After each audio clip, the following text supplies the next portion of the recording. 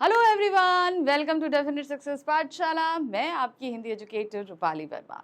तो एग्ज़ाम की तैयारियां आप सभी की अच्छे से चल रही होंगी, ये उम्मीद करती हूँ।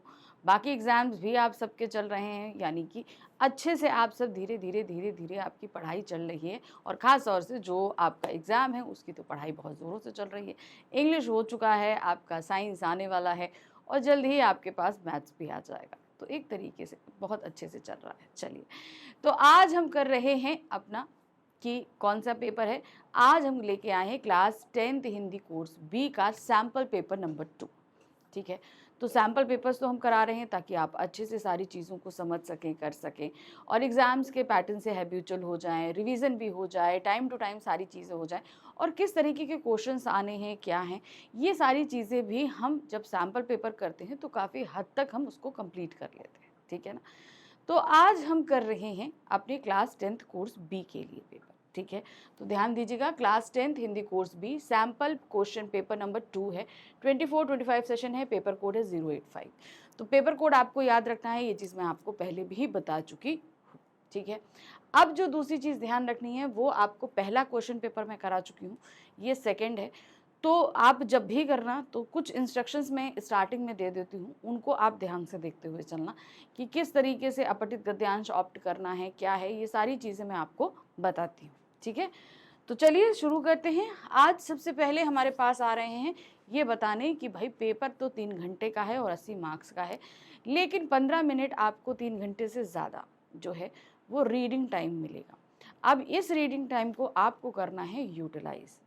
इस रीडिंग टाइम में आपको क्वेश्चन पेपर तो पढ़ना ही पढ़ना है, साथ में आपके जो अपठित गद्यांश हैं, अपठित दोनों दो गद्यांश हैं वो, और इसके साथ ही साथ आपका जो पठित गद्यांश और काव्यांश है, इन सभी के आंसर्स आपको निकाल के रख लेने हैं।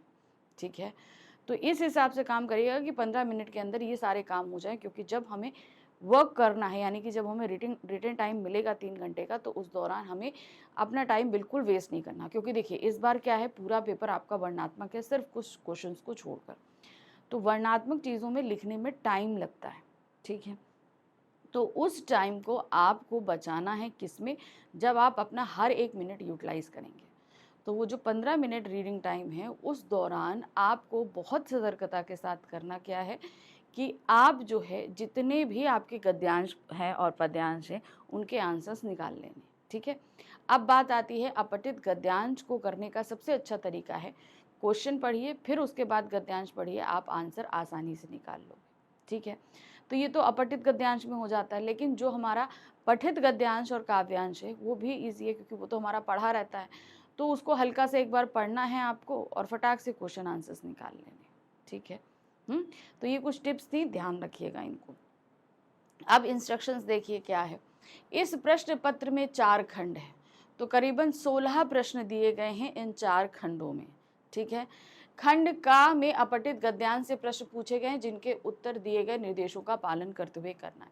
तो खंड का में आपके पास 2 अपठित गद्यांश हैं, इन दोनों ही गद्यांशों को हमें करना है, कोई ऑप्शन नहीं है। इनके अंदर 10 प्रश्न हैं, बहुविकल्पीय प्रश्न भी हैं और अतिलघु और लघु उत्तरीय प्रश्न भी हैं।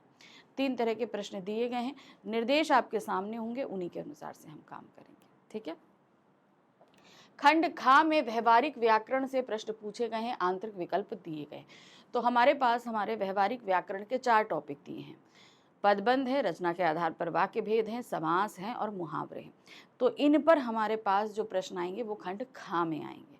तो खंड खा में करीबन 20 प्रश्न पूछे जाएंगे, जिसमें आपको सिर्फ और सिर्फ 16 प्रश्न करने हैं। ये सभी आपके अतिलघु और लघु उत्तरीय प्रश्न रहेंगे। साथ ही साथ आपको जो ध्यान रखना है वो क्या है कि उसमें ऑप्शंस दिए गए हैं, यानी कि 5 प्रश्न दिए जाएंगे, आपको 4 करने होंगे। ठीक है, नेक्स्ट आते हैं खंड गा पाठ्य पुस्तक पर आधारित है, निर्देशानुसार उत्तर दीजिए। तो खंड गा हमारी पाठ्य पुस्तक स्पर्श भाग 2 और संचयन भाग 2 पर आधारित रहेगा। इस पर आधारित प्रश्न आएंगे। आप सभी को पता है कि स्पर्श में हमारे पास बहुविकल्पीय प्रश्न भी रहेंगे और वर्णनात्मक प्रश्न भी रहेंगे, और जो संचयन रहेगी उसमें सिर्फ आपके वर्णनात्मक रहेंगे। तो इन पे प्रश्न पूछे जाएंगे आपको कहाँ, खंड गा में। खंड घा में रचनात्मक लेखन पर आधारित है और आंतरिक विकल्प दिए रहेंगे। तो खंड घा हमारा रचनात्मक लेखन है, जिसमें अनुच्छेद लेखन, पत्र लेखन, सूचना लेखन, विज्ञापन लेखन, ईमेल लेखन और लघु कथा लेखन। ये 5 चीज़ें जो हैं आपकी रचनात्मक लेखन की किस में आएंगी? खंड घ में आएंगी। ठीक है, फिर आते प्रश्न पत्र में कुल 16 प्रश्न हैं और सभी प्रश्न अनिवार्य हैं। तो करीबन 16 प्रश्न दिए गए हैं, सारे प्रश्न करने। अब आप कहोगे सारे प्रश्न? हाँ जी, सारे प्रश्न। खंड का से लेकर घा तक पूरे 16 प्रश्न हैं और ऑप्शंस आपके इंटरनली दिए हैं, यानी कि इनके उप प्रश्न दिए गए हैं जिनमें आपके पास विकल्प मौजूद है। यथासंभव सभी खंडों के प्रश्नों के उत्तर क्रमशः दीजिए। बहुत जरूरी है कि 1 से लेकर 16 तक के प्रश्नों को आपको लाइन से करना है। कोई ये कहेगा पहले हम 10 कर लेते हैं, फिर हम 7 कर लेंगे, फिर 9 कर लेंगे, ये काम नहीं करना है। 1 से लेकर 16 तक के प्रश्न आपको लाइन से करने हैं, इधर उधर आपको कहीं नहीं जाना है। ठीक है, जिस ऑर्डर में प्रश्न पत्र में प्रश्न दिए हैं उसी ऑर्डर में आपकी आंसर शीट में आंसर होने चाहिए। ठीक है, ये मैंडेटरी है, ध्यान रखिए, हमेशा ध्यान रखिए। हिंदी के पेपर में आपको ऐसे ही वर्क करना पड़ता है। अब हम आ गए खंड का में, जहां पर हमारा है अपठित बोध। अपठित बोध में 2 गद्यांश हैं और जैसे हम पहला गद्यांश ये देख रहे हैं, ये गद्यांश 7 नंबर का है। कैसे आएंगे इसमें प्रश्न देखिए। 3 आपके पास बहुविकल्पीय रहेंगे 3 नंबर के, 2 प्रश्न आपके अति लघु रहेंगे 2-2 नंबर के। तो 3 और 4, 2-2 नंबर के 2 हुए तो 4 नंबर के हो गए, 3 नंबर बहुविकल्पीय, 4 नंबर ये, 7 नंबर के प्रश्न आपके पास में इस गद्यांश पर आएंगे। ठीक है, तो गद्यांश करने की ट्रिक आपको बता चुकी हूँ। पहले क्वेश्चन पढ़िए और फिर उसके बाद आंसर कीजिए। ठीक, देखिए क्या है। निम्नलिखित गद्यांश को ध्यानपूर्वक पढ़कर पूछे गए प्रश्नों के उत्तर दीजिए। क्या है? भरपेट मांस वही शेर खा सकता है जो अपने हाथ पांव हिलाता है। घर से बाहर निकलता है, दौड़ धूप करता है और कभी कभी बलवान हाथियों से भी लोहा लेने के लिए तैयार रहता है। इस दौड़ धूप का नाम ही परिश्रम है। अब ये सिर्फ शेर के लिए नहीं कहा जा रहा, सभी के लिए बात हो रही है। इसी को उद्यम कहते हैं। पुरुषार्थ भी इसी का पर्यायवाची है, यानी कि परिश्रम करना। परिश्रम के साथ साथ ईमानदारी का होना भी आवश्यक है। सदा सोच समझकर उचित स्थान पर परिश्रम करना चाहिए, तभी वह परिश्रम सफल हो सकता है।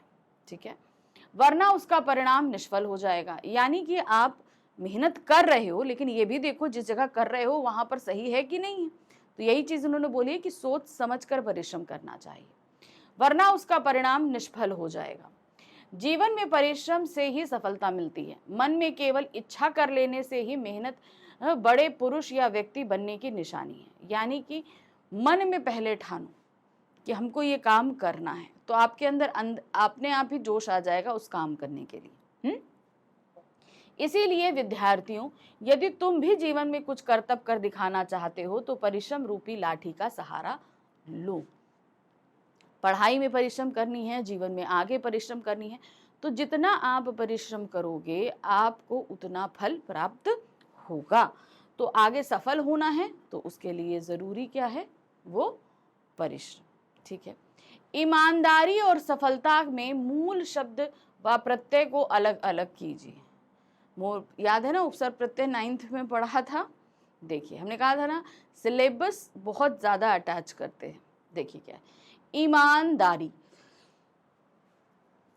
तो यहाँ पर ईमान प्लस दारी है, यहाँ सफल प्लस ता है। तो यहाँ पर आप देख रहे हैं सी, ईमान प्लस दारी, सफल प्लस ता। तो यहाँ पर कौन सा हमारा ऑप्शन सही है? वो है आपका सी ऑप्शन सही होगा।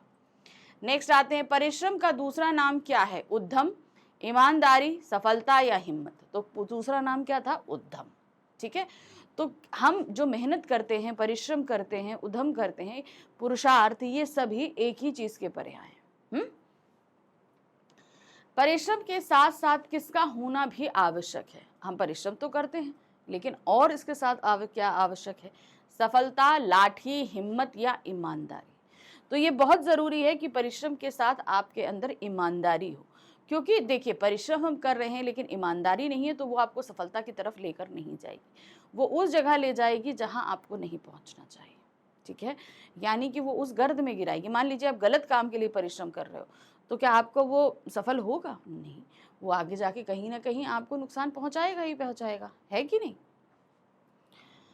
नेक्स्ट है, भरपेट मांस खाने के लिए शेर को क्या क्या करना पड़ता है। अब देखिए यहाँ पर क्या है, अब ये हमारे लघु, 3 तो हमारे बहुविकल्पीय हो गए, अब 2 हमारे लघु उत्तरीय या अति लघु रहेंगे। तो भरपेट मांस खाने के लिए शेर को क्या करना पड़ता है, शेर को बाहर निकलना पड़ता है, धूप में शिकार खेलना पड़ता है, परिश्रम करना पड़ता है, तब उसे जाकर कहीं मांस प्राप्त होता है। तो देखिए क्या दिया गया, भरपेट मांस खाने के लिए शेर को घर से बाहर निकलकर दौड़ धूप करनी पड़ती है, कभी कभी बलवान हाथियों से लोहा भी लेना पड़ता है। यानी कि आप बाहर निकलते हैं, डेली के जो संघर्ष हैं वो तो आपको करने ही करने, लेकिन इसके अलावा कभी कभी आपके सामने ऐसी मुसीबत भी आ जाती है जो बहुत बड़ी हो, जैसे हाथी, तो उससे भी लड़ना आपको पड़ता है। नेक्स्ट है, परिश्रम कब सफल होता है। अब बताइए परिश्रम कब सफल होता है, सोच समझकर उचित स्थान पर किया गया परिश्रम ही सफल होता है। भाई परिश्रम तो सभी करते हैं, सब करते हैं, लेकिन अगर हम बगैर सोचे समझे सब परिश्रम करेंगे तो वो स्वार्थ ही नहीं होगा, है कि नहीं। आप ये भी देखो, जिस जगह आप काम कर रहे हो, करने जा रहे हो, उस जगह आपकी परिश्रम सफल होनी चाहिए। ठीक, चलिए अब हम आ गए गद्यांश संख्या 2। मैंने कहा था ना, अपठित बोध में आपके पास 2 गद्यांश रहेंगे। पहला गद्यांश हमने कर लिया, सेम एज इट इज आपके पास दूसरा गद्यांश आएगा। गद्यांश पढ़ेंगे, 3 बहुविकल्पीय रहेंगे और 2 लघु उत्तरीय रहेंगे। 7 नंबर के प्रश्न आएंगे। निम्नलिखित गद्यांश को पढ़कर पूछे गए प्रश्नों के उत्तर दीजिए। पहला है, जिस मनुष्य ने अपने भावों को व्यापक बना लिया हो, जिसने विश्व की आत्मा से समन्वय स्थापित कर लिया हो, वही महान साहित्यकार हो सकता है। ठीक है, तो क्या बताया, वही महान साहित्यकार हो सकता है। जिसकी आत्मा विशाल हो जाती है, वह हंसने वालों के साथ हंसता है।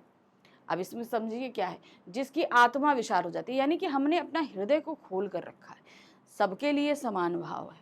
ठीक है, वह हंसने वालों के साथ हंसता है, रुंदन करने वालों के साथ रुंदन करता है। ऐसा साहित्य एक देश पर होने पर भी सार्वभौम होता है। तो कहने का तात्पर्य क्या है, अब जिस व्यक्ति ने अपना दिल खोल कर रखा है, तो यानी कि वो सभी के साथ समान भाव से पेश आ रहा है, तो अगर सामने वाला व्यक्ति बहुत दुखी होता है तो वो दुखी होगा, अगर सामने वाला बहुत खुश है तो ये खुश भी होगा।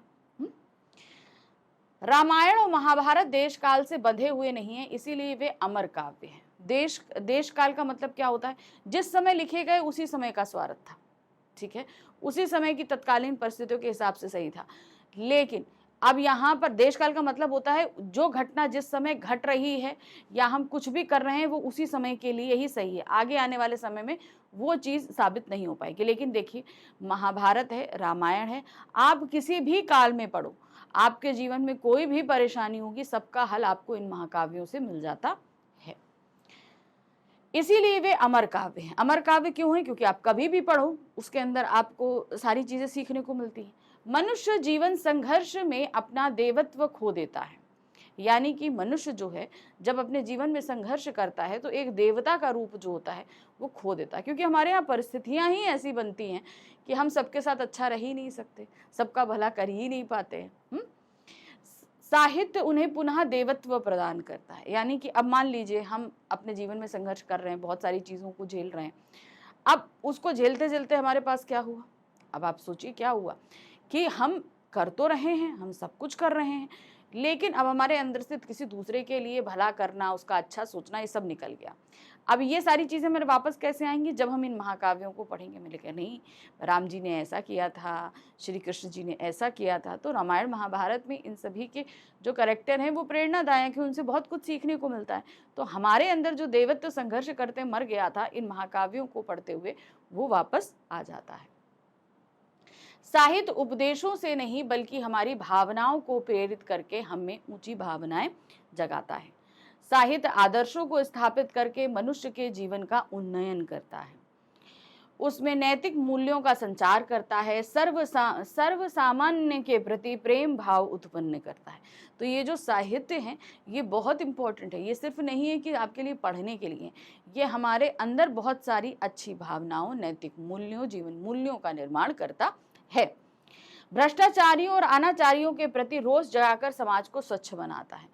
तो ये हमें बताता है कि भाई समाज में पहले भी, अब देखिए त्रेता युग, द्वापर युग, इन सभी समय में भी जो है राक्षस हुआ करते थे, लेकिन जो है ये देव जो हुए उस समय, उन्होंने इन भ्रष्टाचारियों को, इन राक्षसों को मारकर भगाया और समाज में एक जो है सद्भाव का माहौल खड़ा किया। तो इसी तरीके से आज के समय में भी है कि जो भ्रष्टाचारी हैं, गलत है, उनके खिलाफ हमारे मन में रोष आता है और हम उनके खिलाफ संघर्ष करते हैं। तो ये सभी हमें कहाँ से मिलता है? महाभारत और रामायण से सीखने को मिलता है। कौन सा काव्य अमर हो जाता है?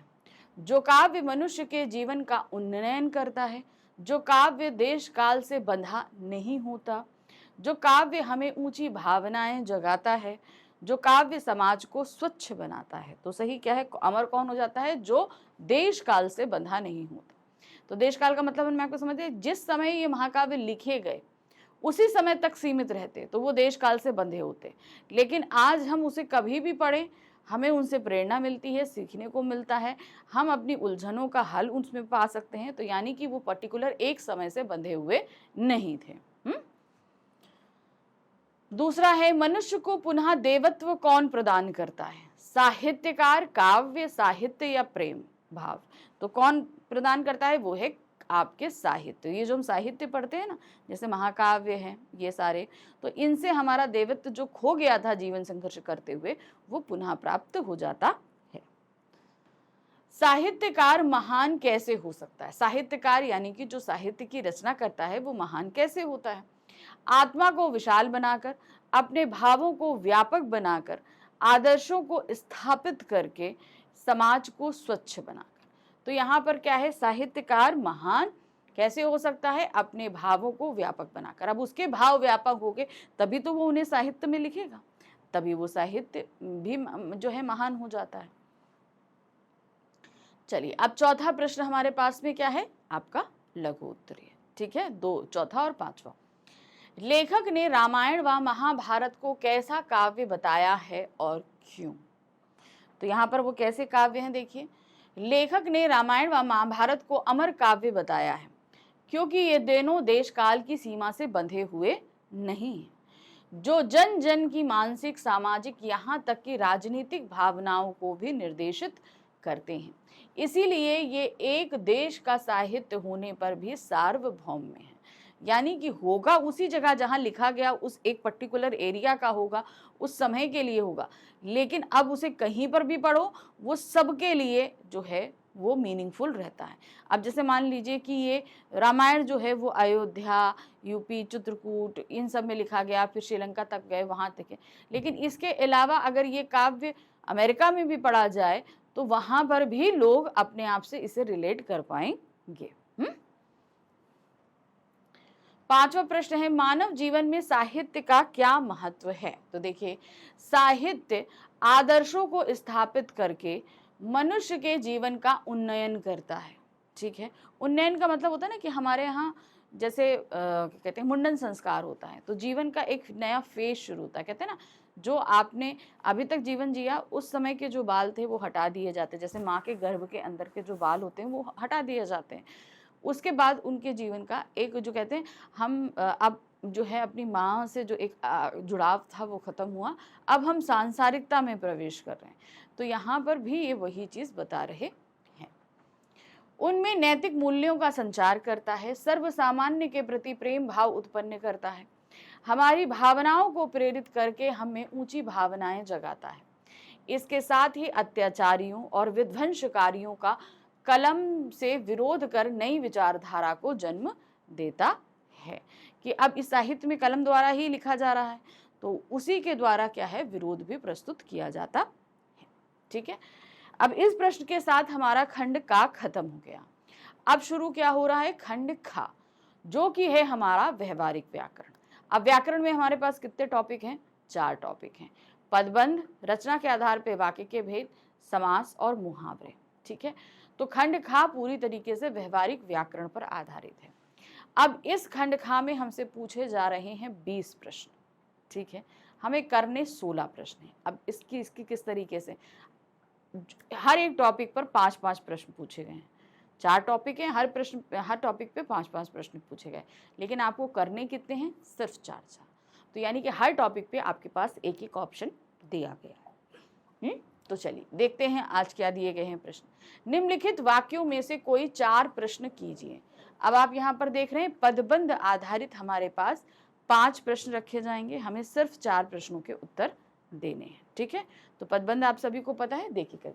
क्षितिज चटर्जी का फटा हुआ सिर देखकर आंख मिट जाती है, पदबंध की पहचान कीजिए। ठीक है, तो अब यहाँ पर आंसर दे ही दिया है, आप देख रहे हैं यहाँ पर। अब मैं क्लियर कर देती हूँ, क्षितिज चटर्जी का फटा हुआ सिर देखकर, तो यहाँ पर जो विशेषण पदबंध है वो क्या है, क्षितिज चटर्जी का फटा हुआ। क्यों फटा हुआ, क्या चीज है, फटा हुआ किसकी विशेषता बता रहा है, सिर की विशेषता बतला रहा है, इसलिए फटा हुआ तक ही आप जो अंडरलाइन करोगे ये आपका विशेषण पदबंध होगा। कौन सा पदबंध होगा, विशेषण पदबंध। ठीक है, समझ गए ना। चलिए नेक्स्ट आ जाते हैं। मॉन्यूमेंट के नीचे ठीक 4:24 पर झंडा फहराया जाएगा, रेखांकित पदबंध का नाम बताइए। अंडरलाइन क्या है, 4:24 पर। अब 4:24 पर जो आया है आप देख रहे हैं, ये क्या बता रहा है, झंडा फहराने के समय को बता रहा है। झंडा फहराना क्या है, ये क्रिया है। ठीक है, क्रिया की विशेषता क्या है, उसके समय को बताया जा रहा है 4:24 पे, तो ये क्या है, कालवाचक क्रिया विशेषण पदबंध। ठीक है, कौन सा है ये, क्रिया विशेषण पदबंध होगा, क्योंकि झंडा फहराया जाने के समय को ये बता रहा है 4:24 पर। ठीक, आगे बढ़ते हैं। तातारा को देखते ही वह जोर से फूट फूट कर रोने लगी, रेखांकित पदबंध का नाम बताइए। अंडरलाइन क्या है, जोर से फूट फूट के। अब ये क्या कर रही है, जोर से फूट फूट के मतलब क्या है, वो रो रही है। अब यहाँ पर क्या है, रोने लगी, रोने लगे की विशेषता क्या है, वो जोर से फूट फूट के रोने पड़ी, तो क्रिया की विशेषता पता चल रहा है कि किस तरीके से ये संपन्न हो रही है। तो ये क्या है, रीतिवाचक क्रिया विशेषण पदबंध। तो सही क्या है, क्रिया विशेषण पदबंध। आपको उसके भेद में नहीं जाना, कोई बात नहीं, लेकिन आप इतना तो लिख सकते हो, क्रिया विशेषण पदबंध। उतनी मेहनत से मुझे तो चक्कर आ जाता था, इस वाक्य में क्रिया पदबंध कौन सा है। तो क्रिया पदबंध तो बहुत आसान रहता है, देखिए यहाँ पर क्या है, आ जाता था।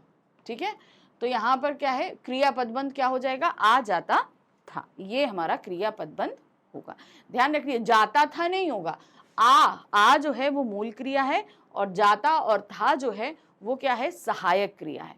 और क्रिया हमेशा मूल क्रिया और सहायक क्रियाओं से मिलकर बनती है, इसीलिए क्या कहते हैं हम इसे, पदबंध। चाय में कुछ पड़ा है, वाक्य में सर्वनाम पदबंध क्या होगा, चाय में कुछ पड़ा है। ठीक है, सर्वनाम क्या है, चलिए देखते हैं। तो यहाँ पर कुछ जो शब्द क्या है, ये किसी संज्ञा शब्द के साथ आप इसको रिप्लेस कर सकते हो। कैसे, जैसे मान लो चाय में मक्खी बड़ी है, मक्खी क्या हुई, संज्ञा हुई, उसकी जगह कुछ लिख दिया। चाय में जीरा पड़ा है, कुछ पड़ा है। ठीक है, तो कुछ की जगह हम जब भी कुछ रिप्लेस कर रहे हैं तो वो हमारा क्या आ रहा है, संज्ञा शब्द ही आ रहा है ना। तो इस तरीके से ये हमारा क्या हो जाएगा, चाय में कुछ सर्वनाम पदबंध रहेगा। सिर्फ कुछ हम अंडरलाइन नहीं करेंगे, ध्यान रखिए, कुछ सिर्फ एक पद होगा, लेकिन यहाँ पर हमें पदबंध लगाना है, तो कई पदों को हमें बांधना पड़ता है ना, कई पदों को सम्मिलित करना पड़ता है, तो वो पदबंध होता है। लेकिन अगर हम सिर्फ जो है कुछ पे अंडरलाइन करेंगे, सिर्फ कुछ पे अंडरलाइन करेंगे तो वो एक पद रहेगा, इसीलिए हम चाय में कुछ पूरे पे अंडरलाइन कर रहे हैं ताकि ये पदबंध रहे। चलिए अब हम आ गए प्रश्न संख्या 4 पे, जहां पर हमारे सामने रचना के आधार पर वाक्य भेद में 5 प्रश्न दिए गए हैं और हमें 4 प्रश्नों को करना है। क्या दिया गया है, नीचे लिखे वाक्यों में से किन्हीं 4 वाक्यों का रूपांतरण कीजिए। 5 वाक्य दिए गए हैं, हमें 4 वाक्यों का रूपांतरण करना है। ठीक है, देखिए क्या है, वे हरदम किताबें खोलकर अध्ययन करते रहते थे, इसे संयुक्त वाक्य में बदलना है। तो जब भी आपके पास रूपांतरण वाला प्रश्न हो, आप हमेशा जो क्वेश्चन में जो प्रश्न दिया गया है उसको देखो कि वो पद कौन सा है। अब जैसे यहाँ दिया है, वे हरदम किताबें खोलकर अध्ययन करते रहते थे, ये एक सरल वाक्य है। अब सरल वाक्य को अगर हम संयुक्त में बदलेंगे तो इसे 2 हमें अलग अलग वाक्यों में बांटना पड़ेगा। तो क्या लिखेंगे, वे हरदम किताबें खोलते थे और अध्ययन करते रहते थे, सिंपल।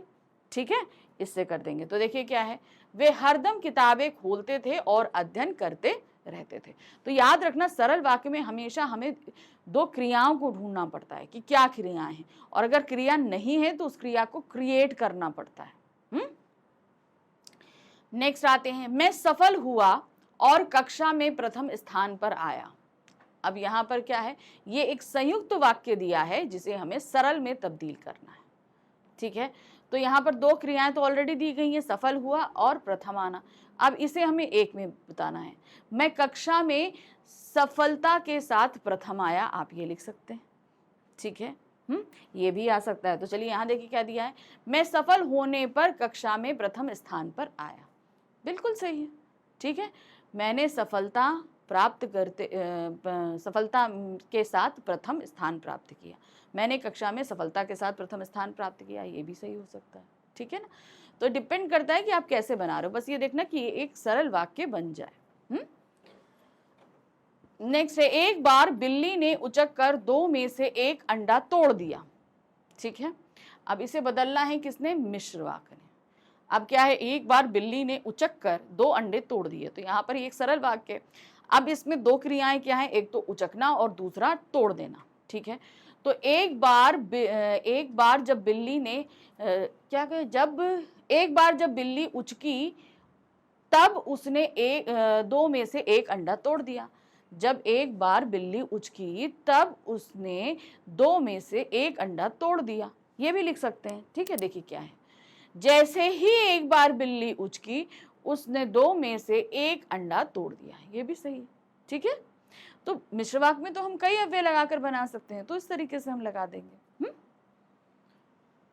चौथा प्रश्न है, वह 6 मंजिली इमारत की छत थी जिस पर एक पर्णकुटी बनी थी। ठीक है, वह 6 मंजिली इमारत की छत थी जिस पर पर्णकुटी बनी थी। तो ये एक मिश्र वाक्य है जिसे बदलना है सरल वाक्य में। क्या होगा, उस 6 मंजिली इमारत की 6 मंजिली इमारत की छत पर पर्णकुटी बनी थी। सिंपल होगा, उस 6 मंजिली इमारत की छत पर पर्णकुटी बनी थी। आप इस तरीके से बना सकते हैं। देखिए क्या है, उस 6 मंजिली इमारत की छत पर एक पर्णकुटी बनी थी। तो ये एक सरल वाक्य में हमारा बदल गया। ठीक, नेक्स्ट आते हैं, बरसात होने पर सूरज छिप जाता है। क्या दिया गया है, बरसात होने पर सूरज छिप जाता है, इसे हमें बदलना है मिश्र वाक्य में। जैसे ही बरसात होती है वैसे सूरज छिप जाता है, जब बरसात होती है तब सूरज छिप जाता है। कुछ भी आप यहाँ पर बना सकते हैं, है ना। तो क्या होगा, जैसे जब बरसात होती है तब सूरज छिप जाता है। ठीक है, तो ये हमारा सेकंड टॉपिक हो गया। अब हम आ गए अपने थर्ड टॉपिक में, जहां पर प्रश्न संख्या 5 में समास आधारित 5 जो है आपके पास प्रश्न रखे जाएंगे, जो कि अति लघु या लघु उत्तरीय रहेंगे, और इन पर हमें सिर्फ 4 प्रश्नों के उत्तर देने हैं। ठीक है, तो अब यहाँ पर ये सभी क्या रहेंगे, सब 1-1 नंबर के रहेंगे। जैसे यहाँ पर दिया है हवन सामग्री, इसका विग्रह करेंगे तो क्या होगा, हवन सामग्री का विग्रह करेंगे तो क्या होगा, हवन के लिए सामग्री। ठीक है, समास क्या होगा, के लिए आया है तो संप्रदान तत्पुरुष समास रहेगा। चलिए देखिए क्या है, यहाँ पर हवन सामग्री का होगा हवन के लिए सामग्री, संप्रदान तत्पुरुष समास। ठीक, नेक्स्ट क्वेश्चन है पुस्तकालय। ठीक है, इसका विग्रह कीजिए, क्या होगा, तो इसका विग्रह 2 तरीके से होगा। एक तो क्या होगा, पुस्तकों का आलय या पुस्तक के लिए आलय, दोनों ही होगा। लेकिन यहाँ पर ये दोनों जो है तो तत्पुरुष समास ही, क्योंकि का और के लिए आ रहा है। लेकिन ये अगर इनके अंदर भी हम जाएंगे तो का हो जाएगा संबंध तत्पुरुष समास, और के लिए लगाएंगे तो क्या हो जाएगा, संप्रदान तत्पुरुष समास। तो इस कंडीशन में याद रखिएगा, अगर आपके पास इस तरीके का आता है जहां पर आप इसके 2 विग्रह करोगे, तो वहां पर हमेशा जैसे लिखना पुस्तक का आलय, पुस्तकों का आलय, तो आगे लिखेंगे आप क्या, संबंध तत्पुरुष समास। फिर नीचे लिखेंगे आप पुस्तकों के लिए आलय, संप्रदान तत्पुरुष समास। तो दोनों ही विग्रह आप कर देना। ठीक है, तो जो एग्जामिनर को सही लगेगा वो कंसीडर कर लेंगे। तो जैसे यहाँ पर दिया है पुस्तकों का आलय, पुस्तकों के लिए आलय, तत्पुरुष समास, तो आप यहाँ पर इसको किस तरीके से लिखोगे, देखो मैं बताती हूँ। अगर इस तरह का कोई समास आपके पास में आता है, हम उत्तर नहीं ला रहे हैं, अब उत्तर के लिए अब जैसे इसका हम करेंगे,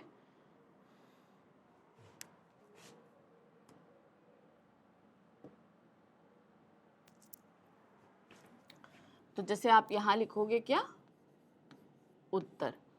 ठीक है, अब यहाँ पर क्या लिखेंगे, पुस्तकालय, हमने पुस्तकालय लिखा। अब इसके सामने हम इसको क्या लिखेंगे, पुस्तकों का आलय।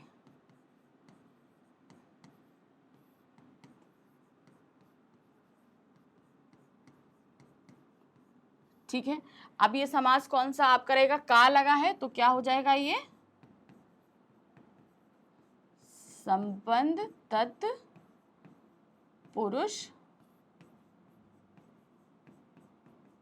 समास। ठीक है, फिर उसके लिए दूसरा हमारा विग्रह क्या है यहां पर, पुस्तक के लिए आले।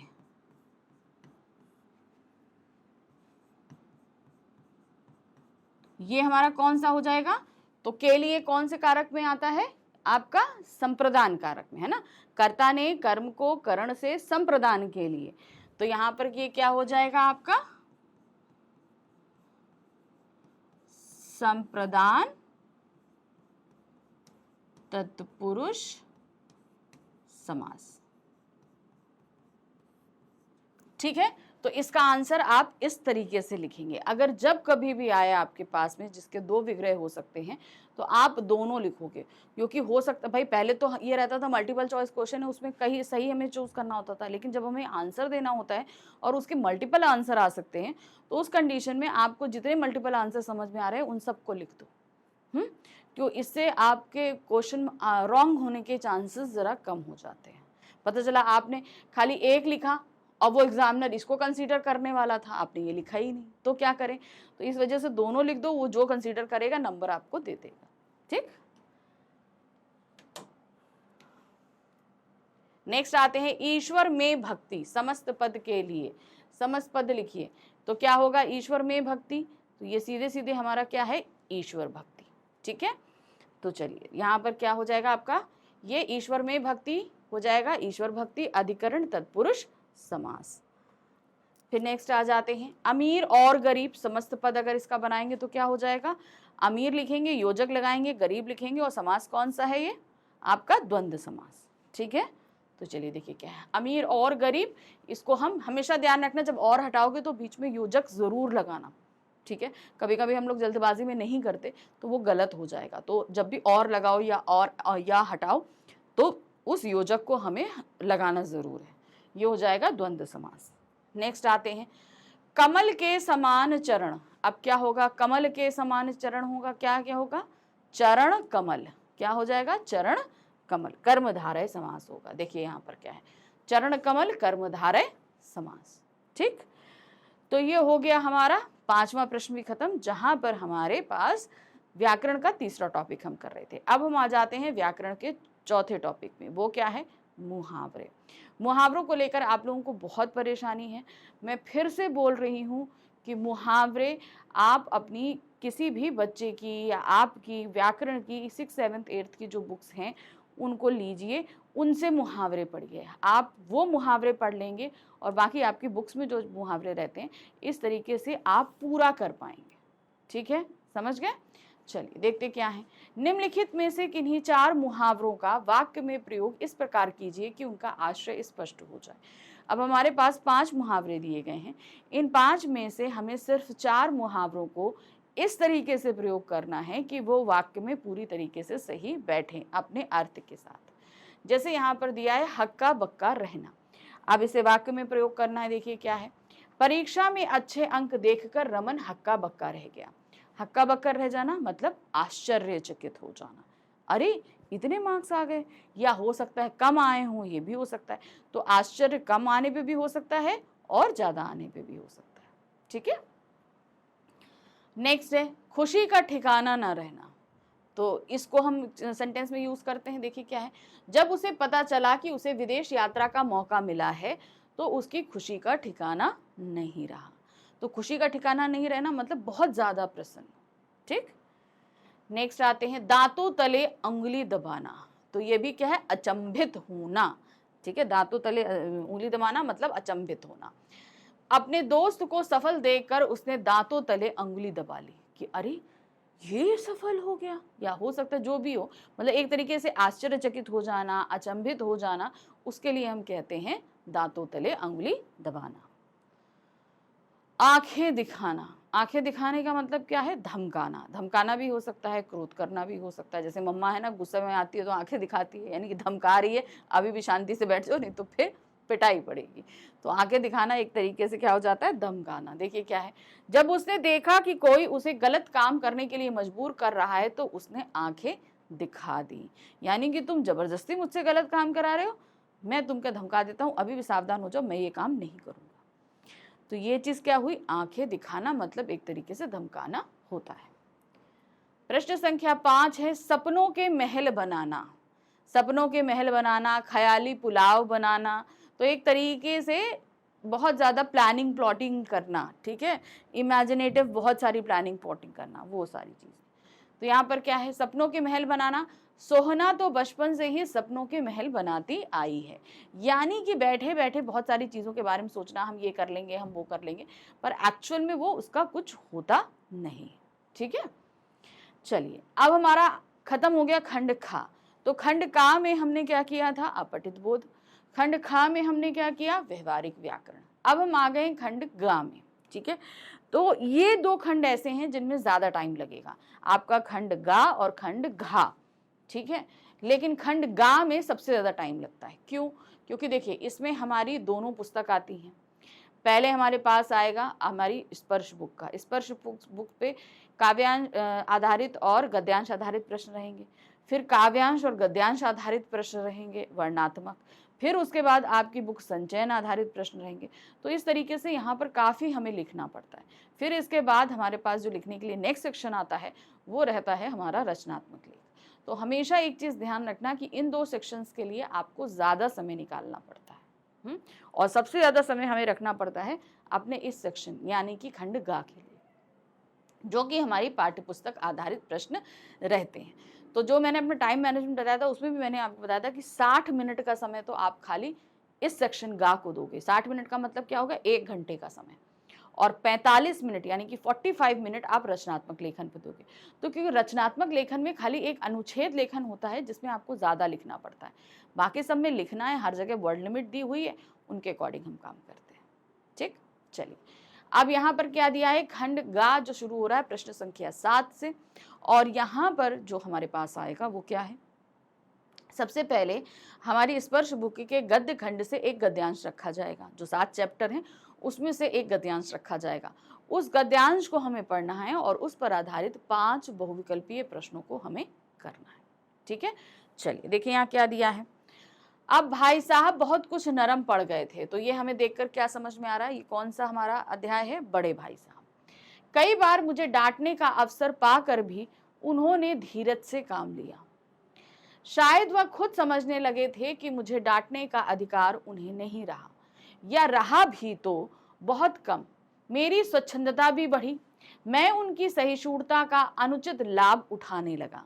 भाई अगर वो नहीं डांट रहे हैं तो हमने भी इसका फायदा उठाना शुरू किया। मुझे कुछ ऐसी धारणा हुई कि मैं पास हो ही जाऊंगा, पढ़ूं या ना पढ़ूं, मेरी तकदीर बलवान है। इसीलिए भाई साहब के डर से जो थोड़ा बहुत पढ़ लिया करता था वह भी बंद हुआ।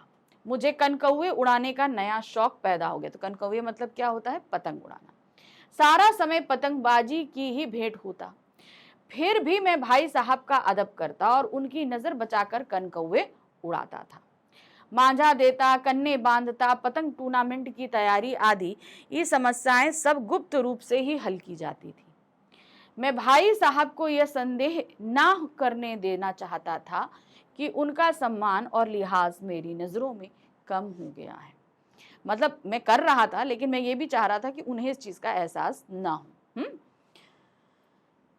तो ये था बड़े भाई साहब। अब इस पर है हमारे पास 5 बहुविकल्पीय प्रश्न, पांचों करने हैं, कोई ऑप्शन नहीं।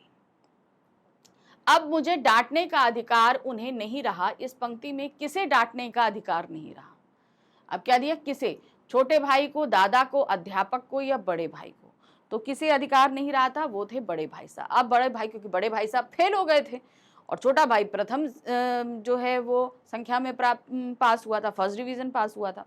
तो अब ये लग रहा था कि जो बड़े भाई साहब इतना डांटा करते थे, उन्होंने कहा कि ठीक है कोई बात नहीं। अब उन्होंने डांटना कि मैं तो फेल हो गया, मैं जिसको डांटता था वो पास हो गया, वो भी फर्स्ट डिवीजन, और मैं फेल हो गया। तो इसलिए उनको ये लगा कि अब मेरा डांटने का अधिकार नहीं रहा है। नेक्स्ट है, बड़े भाई साहब के व्यवहार में लेखक को नरमी दिखाई देने का क्या कारण था। बड़े भाई के व्यवहार में जो नरमी दिखाई दे रही थी, इसका कारण क्या था। उनका अच्छे अंकों में उत्तीर्ण होना, उनका परीक्षा में फेल होना, छोटे भाई द्वारा उनसे बात करना बंद कर देना, उन्हें लगना कि वे जरूरत से ज्यादा डांटते हैं। तो सही क्या है यहाँ पर उसका? उनका परीक्षा में फेल होना, यानी कि बड़े भाई साहब फेल हो गए थे तो उन्हें इस चीज की शर्मिंदगी हो रही थी और इसीलिए उन्होंने डांटना कम भी कर दिया था। कम कर दिया या बंद कर दिया, आप जो भी कह सकते हो। लेखक अपना सारा समय किस कार्य में व्यतीत करता? कौन सा? सारा समय किसमें? पतंगबाजी में करने लगा था, है ना। बड़े भाई साहब की डांट खाने में, क्रिकेट खेलने में, पतंगबाजी करने में या पढ़ने में? तो सही क्या था? वो पतंगबाजी करने में। चौथा प्रश्न है, बड़े भाई के डर से लेखक कौन सा कार्य करने लगा था? जो बड़े भाई थे उसके डर से लेखक क्या करने लगे थे? चलिए देखें, और अधिक खेलता था, नवीन योजना बनाता था, थोड़ा बहुत पढ़ता था या मित्रों से नहीं मिलता था। तो क्या था? वो क्या करते थे? बड़े भाई के डर से लेखक कौन सा कार्य करने लगा था? वो था थोड़ा बहुत पढ़ता था। मतलब ज्यादातर समय खेलने में जाता था, लेकिन अभी भी जो एक डर और सम्मान थोड़ा सा बाकी था, उसके चलते वो थोड़ा बहुत पढ़ लिया करते थे। ठीक है। पांचवा है, लेखक बड़े भाई साहब को किस बात का संदेह नहीं होने देना चाहता था? तो लेखक बड़े भाई साहब को किस चीज का संदेह नहीं होने देना चाहता था? उनकी शिकायत दादा से कर दी, अनुभव के कारण उनकी बात को जानने का, उनकी पढ़ाई की पुस्तकें उसने फाड़ दी हैं, ये बात, उनका सम्मान लेखक की नजरों में कम हो गया है। वो इस चीज का एहसास है कि भाई लेखक की नजरों में बड़े भाई साहब का सम्मान थोड़ा कम हो गया है, वो इस चीज का एहसास नहीं होने देना चाहता था। तो यहाँ पर क्या है? आपका डी ऑप्शन। चलिए अब हम आ गए प्रश्न संख्या 8 पर, जहां पर हमारे सामने जो हमारा गद्य खंड है। ठीक है, अभी हम गद्य खंड से ही तो गद्यांश कर रहे थे, तो गद्य खंड से ही अब वर्णनात्मक प्रश्न आएंगे। ठीक है, जो गद्य खंड के 7 अध्याय हैं हमारे, उसमें निम्नलिखित प्रश्नों में से किन्हीं 3 प्रश्नों के उत्तर लगभग 25 से 30 शब्दों में लिखिए। ठीक है, तो किन्हीं 3 प्रश्नों के, यानी कि आपके पास 4 प्रश्न दिए जाएंगे, 3 प्रश्नों के उत्तर आपको 25 से 30 शब्दों में लिखने हैं। ठीक है, तो ये लघु उत्तरीय हो जाएंगे। एक प्रश्न के लिए मिलेंगे कितने? 2 नंबर। तो जब 3 करोगे तो कितने मिल जाएंगे? 6 नंबर। ठीक है, तो ध्यान रखना वर्ड लिमिट का। मैं फिर से बोल रही हूँ, जो इंस्ट्रक्शंस दिए गए हैं उन्हें स्ट्रिक्टली फॉलो करना। तो 25 से 30 शब्द मतलब 25 से 30 शब्द ही आप करेंगे। ठीक है, जुलूस और प्रदर्शन को रोकने के लिए पुलिस का क्या प्रबंध था? डायरी का एक पन्ना के आधार पर बताइए। अब बहुत, क्योंकि भाई 26 जनवरी 1931 को जो स्वतंत्रता की वर्षगांठ मनाई जा रही थी, उस दिन भाई पुलिस ने पहले ही जो है वो निर्देश जारी कर दिए थे कि किसी प्रकार की सभा नहीं होगी, जुलूस नहीं होगा, जो भी इस तरीके से करता हुआ पाया जाएगा वो आपराधिक कहलाएगा, अमुक अमुक धारा के दौरान उसे गिरफ्तार कर लिया जाएगा। ये तो था ही था। उसके बाद सारी पुलिस जो है वो क्या कहते हैं, पार्क में, सड़कों पर लगा दी गई थी कि किसी तरह का जुलूस ना हो, पार्कों में लोग इकट्ठा ना हो। तो एक तरीके से पुलिस ने बहुत प्रबंध किए थे। क्या? किस लिए? कि कोई भी जुलूस ना हो और किसी भी तरह की जो है संगोष्ठी ना होने पाए। देखिए क्या है, पुलिस ने जुलूस और प्रदर्शन को रोकने के लिए अनेक प्रबंध किए। सबसे पहले नोटिस निकालकर यह चेतावनी दी थी कि कोई भी जुलूस ना निकाले, अन्यथा उसे गिरफ्तार किया जाएगा। 26 जनवरी के दिन पुलिस ने हर मैदान को घेर रखा था। पुलिस की कमी ना हो इसके लिए ट्रैफिक पुलिस को भी बंदोबस्त में लगाया गया था। शहर के हर मोड़ पर गोरखे, घुड़सवार तथा सार्जेंट की ड्यूटी लगाई गई थी। दिन रात पुलिस लॉरी में घूम घूम कर कानून व्यवस्था को बनाए रखने में लगी थी। तो दिन रात जो है वो कर रही थी, किसी भी तरह से कानून, सब गश्त पे थे, किसी तरह की जुलूस नहीं हो, किसी तरह का कोई भी लोग इकट्ठा ना हो, कि इस वर्षगांठ को बनाने से रोकने का काम उनका चल रहा था। दूसरा प्रश्न है, गांधी जी आदर्श एवं व्यवहारिकता का समन्वय किस प्रकार करते थे? गिन्नी का सोना पाठ के आधार पर बताइए। क्या दिया गया है? गांधी जी आदर्श एवं व्यवहारिकता का समन्वय किस प्रकार करते थे। ठीक है, अब गिन्नी का सोना पाठ के आधार पर बताना है। अब यहां पर आदर्श और व्यवहारिकता, यानी कि सोना और तांबा, इन दोनों को किस तरह मिलाते थे? वो कभी भी आदर्शों को व्यवहारिकता तक नहीं लाते थे, वो व्यवहारिकता को आदर्श तक लेकर जाते थे। यानी कि अपने व्यवहार में वो कभी भी जो है अपने आदर्शों को नहीं मिलाते थे, अपने व्यवहार को इतना ऊंचा ले जाते थे कि व्यवहार स्वतः ही उसमें शामिल हो जाते थे। महात्मा गांधी ने शुद्ध आदर्श की तुलना सोने से और व्यवहारिकता की तुलना तांबे से की, ठीक है, क्योंकि शुद्ध आदर्श में कभी कोई खोट नहीं होता, वह खरे सोने के समान होता है। व्यावहारिकता तांबे के समान होती है, उसे आभूषण बनाने के लिए सोने में मिलाया जाता है। इसी प्रकार आदर्श को व्यवहारिकता बनाने के लिए समझौते करने पड़ते हैं। आदर्शों को व्यवहारिकता के स्तर पर ना लाकर व्यवहारिकता को आदर्श के स्तर तक उठाया जाता है। अब इसका मतलब क्या है? वैसे तो मैं आपको पहले बता चुकी हूँ, फिर से बता देती हूँ। हम अपने जीवन में कुछ नियमों को बनाते हैं, ठीक है, जैसे गांधी जी ने सत्य अहिंसा बनाया था, ठीक है। अब उन्होंने ये कहा, कुछ लोग क्या होते हैं, सिर्फ मौका परस्त होते हैं कि जब समय है तब उन आदर्शों को इस्तेमाल कर रहे हो, जब अपने पे पड़ी है, अपनी बचानी है, तो वो आदर्श जाएं भाड़ में। यानी कि समय के हिसाब से, सिचुएशन के अकॉर्डिंग हम उन सारी चीजों को इस्तेमाल करते हैं, ठीक है। तो ये क्या होता है, अपने आदर्शों को व्यवहारिकता तक लेकर आना, यानी कि अपने आदर्शों को जरूरत है तो इस्तेमाल करो, नहीं जरूरत है तो ऐसे ही चलने दो, ठीक है। लेकिन आदर्शों तक व्यवहारिकता को ले जाने का तात्पर्य क्या होता है, यानी कि कुछ भी हो जाए, कुछ भी हो जाए, हम हर हाल में अपने बनाए नियमों का पालन करेंगे, चाहे मुझे इससे नुकसान हो, चाहे मुझे इससे फायदा हो। अब जैसे बहुत से लोग क्या करते हैं कि भाई उन्होंने नियम बना लिया कि मैं सड़क पर सारे नियमों का पालन करूंगा, ठीक है, जिससे ना मेरे द्वारा कोई दुर्घटना हो, ना किसी और के द्वारा घटित हो, ठीक है, तो मैं सारे नियमों का पालन करूंगा। लेकिन अब किसी दिन आप सुबह ऑफिस निकल रहे हो, कॉलेज जा रहे हो, आपको देर हो रही है, आपने रेड सिग्नल तोड़ दिया कि नहीं भैया मुझे देर हो रही थी तो मैं पहुंच गया। तो ये क्या हुआ, सिचुएशन के अकॉर्डिंग हम अपने आदर्शों को पालन कर रहे हैं। अगर हमको लग रहा है कि नहीं ये सिचुएशन ऐसी कि हम नहीं कर सकते, तो हम उन्हीं आदर्शों को तोड़ के भाग भी सकते हैं। तो ये क्या होता है, आदर्शों को व्यवहारिकता तक लेके आना। जरूरत है तो इस्तेमाल करो, नहीं जरूरत है तो मत इस्तेमाल करो। अब बात क्या होती है, आदर्शों तक व्यवहारिकता को ले जाना, मतलब अब चाहे कुछ भी हो जाए, ठीक है, कुछ भी हो जाए, तुम्हें ऑफिस में देर हो जाए, बाढ़ आ जाए, बारिश आ जाए, कुछ भी आ जाए, लेकिन तुम कभी भी ट्रैफिक रूल्स को जो है वो ब्रेक नहीं करोगे। तो ये क्या होता है, आदर्शों तक अपने व्यवहार को ले, क्योंकि आदर्शों का पालन करना बहुत टफ होता है। उस कंडीशन में हम अपने व्यवहार को वहां तक लेकर जाते हैं, ठीक है। वजीर अली के मन में अंग्रेजों के प्रति नफरत क्यों थी, कारतूस पाठ के आधार पर बताइए। अब वजीर अली अंग्रेजों से क्यों नफरत करता था? एक तो अगर आप सही पूछो तो हम लोग भी करते थे, हम लोग आज पढ़ते तो हम लोग को भी नफरत होती है, भाई अंग्रेजों के काम ही यही थे।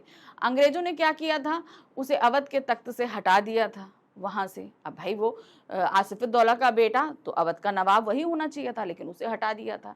उसे हटाकर जो है बनारस में रख दिया, और बार बार जो है उसे कलकत्ता बुलाया। तो एक तरीके से एक नवाब होते हुए उसके साथ बहुत ही गलत व्यवहार हो रहा था।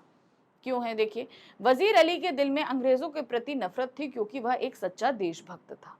अगर हम भी सच्चे देशभक्त हैं तो हम भी अंग्रेजों के द्वारा किए गए कृत्य अगर हम सुनते हैं तो हमें बहुत गुस्सा आती है, नफरत करते हैं कि अंग्रेज हिंदुस्तान पर शासन करे। इसी कारण से वो अपने शासन में अपने क्षेत्र में अंग्रेजों का प्रभाव नहीं पड़ने दिया, और साथ ही उसके अत्याचारों के प्रति भी आवाज उठाई।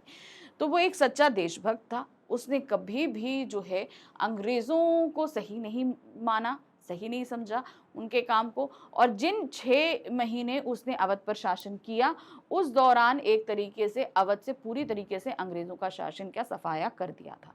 इसी बात से अंग्रेज डर गए, और इसीलिए उन्होंने वजीर अली को हटाकर शहादत अली को बैठाने का प्लान बनाया, और यही किया। अब जब से उसे वजीर अली को तख्त से हटाया गया, तब तो वो और अंग्रेजों से नफरत करने लगा। पहले तो करता ही था, अब तो और ज्यादा करने लगा। अब हर हाल में पूरे देश से वो अंग्रेजों को निकालने का प्रयत्न करने लगा। इसके लिए वो गोरखपुर के जंगलों में छुपा था, क्योंकि वो नेपाल जाना चाहता था, वहां जाकर अपनी सेना बढ़ाना चाहता था। इसके लिए उसने अफगानिस्तान के राजा शाह-ए-जमां को भी इन्वाइट किया था कि आइए हमारे साथ युद्ध करिए और भारत से अंग्रेजों को निकालिए। तो ये सारी क्रियाकलाप कहीं ना कहीं वजीर अली के अंग्रेजों के खिलाफ नफरत को दर्शाते हैं। प्रश्न संख्या 4 है, तीसरी कसम में राज कपूर और वहीदा रहमान का अभिनय लाजवाब था, स्पष्ट कीजिए। इस फिल्म की जो स्टोरी थी वो फणीश्वर नाथ रेणु द्वारा लिखे गए उपन्यास मारे गए गुलफाम पे थी, ठीक है। अब इसमें सीधे से हमें ये समझ में आ रहा था कि ये कहानी में जो काव्य में जो भावनाएं थी उसे एज इट इज उभारा गया, और ये उभारने का काम किया राज कपूर और वहीदा रहमान ने। राज कपूर इस कैरेक्टर हीरामन के कैरेक्टर में थे, जबकि वहीदा रहमान हीराबाई के कैरेक्टर में थी। दोनों अपने समय के फेमस कलाकार, ठीक है, और राज कपूर तो उस समय तक एशिया के शोमैन के रूप में एस्टैब्लिश हो चुके थे। उसके बावजूद उन्होंने दोनों लोगों ने इतना अच्छे से ये कैरेक्टर निभाया जैसे सच में राज कपूर एक गाड़ीवान हो और हीराबाई सच में एक नाचने वाली हो। इस तरीके से उन लोगों ने यहाँ पर अभिनय किया था। जिस समय फिल्म तीसरी कसम के लिए राज कपूर ने काम करने के लिए हामी भरी, वे अभिनय के लिए प्रसिद्ध एवं लोकप्रिय हो गए थे, बहुत फेमस थे, सिर्फ देश में ही नहीं विदेशों में भी। फिल्म में राज कपूर का अभिनय इतना सशक्त था कि हीरामन में कहीं भी राज कपूर नजर नहीं आए। हीरामन जो सिंपल एक गाड़ीवान था, उसमें कहीं पर भी राज कपूर हावी होते हुए नहीं दिखे कि एक बहुत प्रसिद्ध कलाकार इस कैरेक्टर को निभा रहा है। इसी प्रकार छीट की सस्ती साड़ी में लिपटी हीराबाई का किरदार निभा रही वहीदा रहमान का अभिनय भी लाजवाब था, जो हीरामन की बातों का जवाब जुबान से नहीं आंखों से देकर वह सशक्त अभिव्यक्ति प्रदान की। यानी कि आंखों का एक, कहते हैं ना, आंखों से बोलने वाला कैरेक्टर, तो वहीदा रहमान ने वही कैरेक्टर इसमें निभाया था कि जिसे शब्द नहीं कह सकते थे। इस प्रकार हम कह सकते हैं कि फिल्म तीसरी कसम में राज कपूर और वहीदा रहमान का अभिनय लाजवाब था। अपने अपने क्षेत्रों में इतना प्रसिद्ध होने के बाद भी उन्होंने इस फिल्म में वो प्रसिद्धि की एक झलक नहीं आने दी, और जो कैरेक्टर था उसके साथ पूरा जस्टिफिकेशन किया था। चलिए अब हम आ गए प्रश्न संख्या 9 पर। प्रश्न संख्या 9 पे हमारे पास क्या है? हमारे पास हमारे काव्य के जो 7 अध्याय हैं स्पर्श बुक के, उनमें से एक काव्यांश यहाँ रखा जाएगा, उसे हमें पढ़ना है, और उस पर आधारित हमारे पास आएंगे 5 बहुविकल्पीय प्रश्न। ठीक है, चलिए देखिए क्या है। अनुच्छेद को ध्यान पूर्वक पढ़कर निम्नलिखित प्रश्नों के उत्तर दीजिए। अनुच्छेद क्या है, चलिए देखते हैं।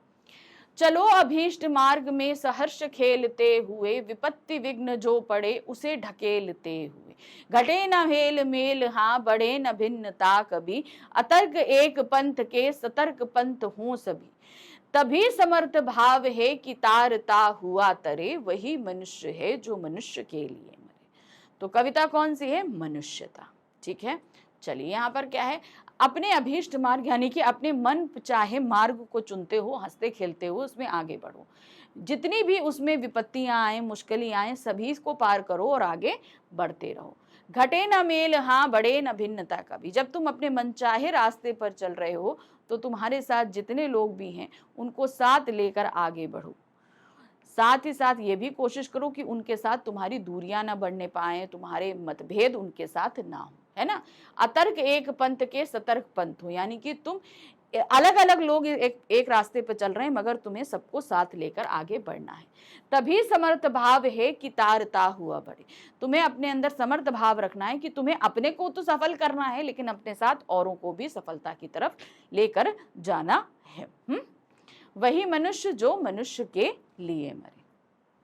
चलिए अब इस पर है 5 बहुविकल्पीय प्रश्न। पहला प्रश्न क्या है? अभीष्ट मार्ग से तात्पर्य क्या है? चलिए देखिए क्या है।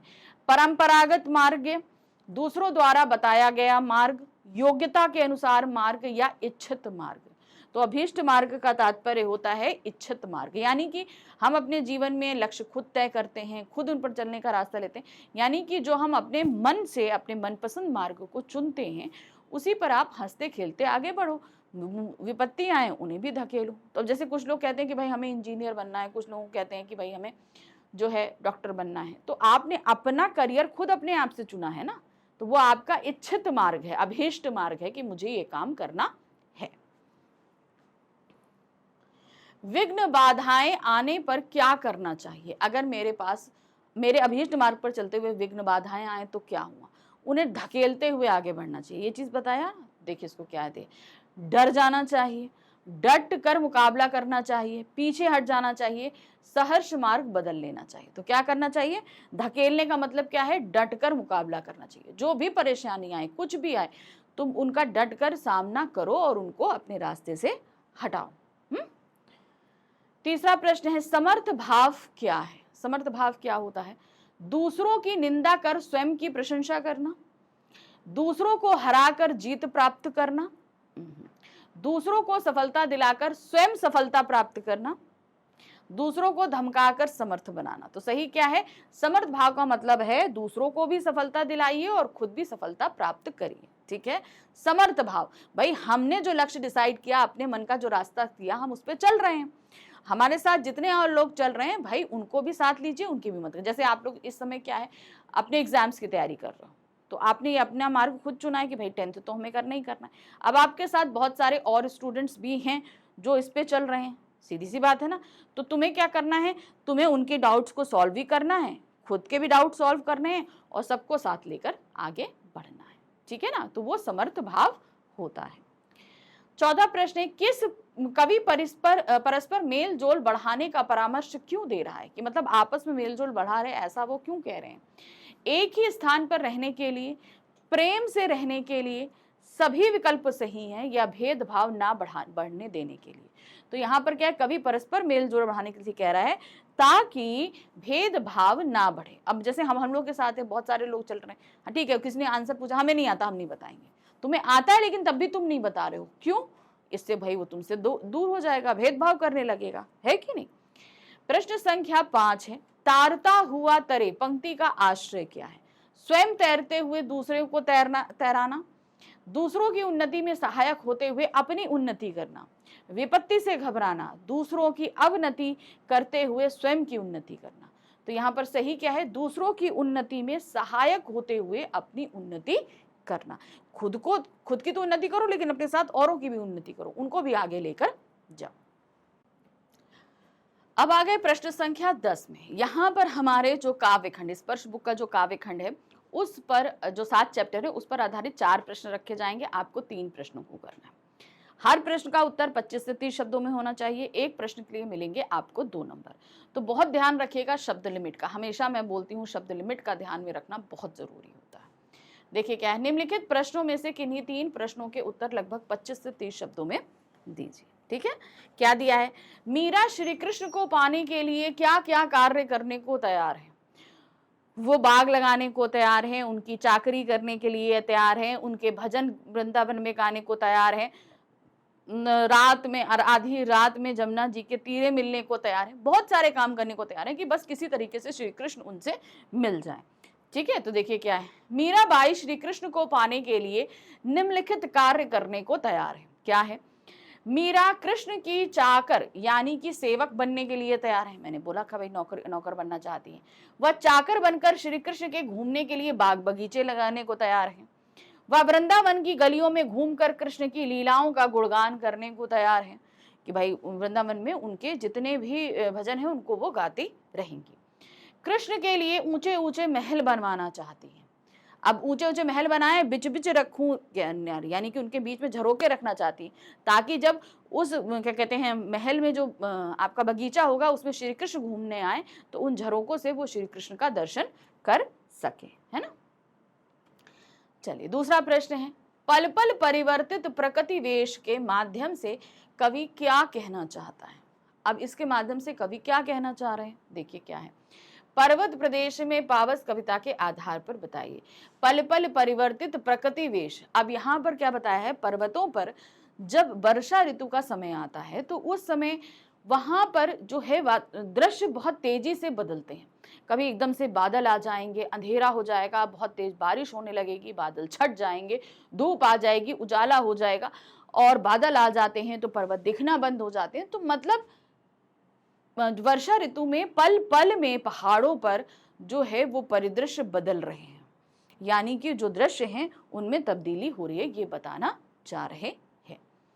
कविता के अनुसार प्रस्तुत पंक्तियां पल पल परिवर्तित प्रकृति वेश के माध्यम से कवि कहना चाहता है कि पर्वतीय प्रदेशों में वर्षा ऋतु में हर क्षण वातावरण में बदलाव आता है, हर क्षण वातावरण बदल रहा है। कभी धूप निकलती है और अचानक से घने बादल उमड़ने लगते हैं। इन सब परिवर्तनों से ऐसा प्रतीत होता है कि मानो प्रकृति हर क्षण अपना वेश बदल रही है। अब जिस तरीके से बदल रहा है उसे लग रहा है बार बार वो अपने कपड़े बदल रही है। वेश मतलब बदलना होता है कि कपड़े बदलना क्या, तो प्रकृति को एक नारी के रूप में बताकर बताया कि वो हर पल पल अपने जो है वस्त्रों को बदल रही है। तीसरा प्रश्न है, बांध लो अपने सर से कफन साथियों। क्या है? बांध लो अपने सर पर कफन साथियों। पंक्ति में कौन किसे संबोधित कर रहा है और वह देशवासियों को क्या आदेश दे रहा है?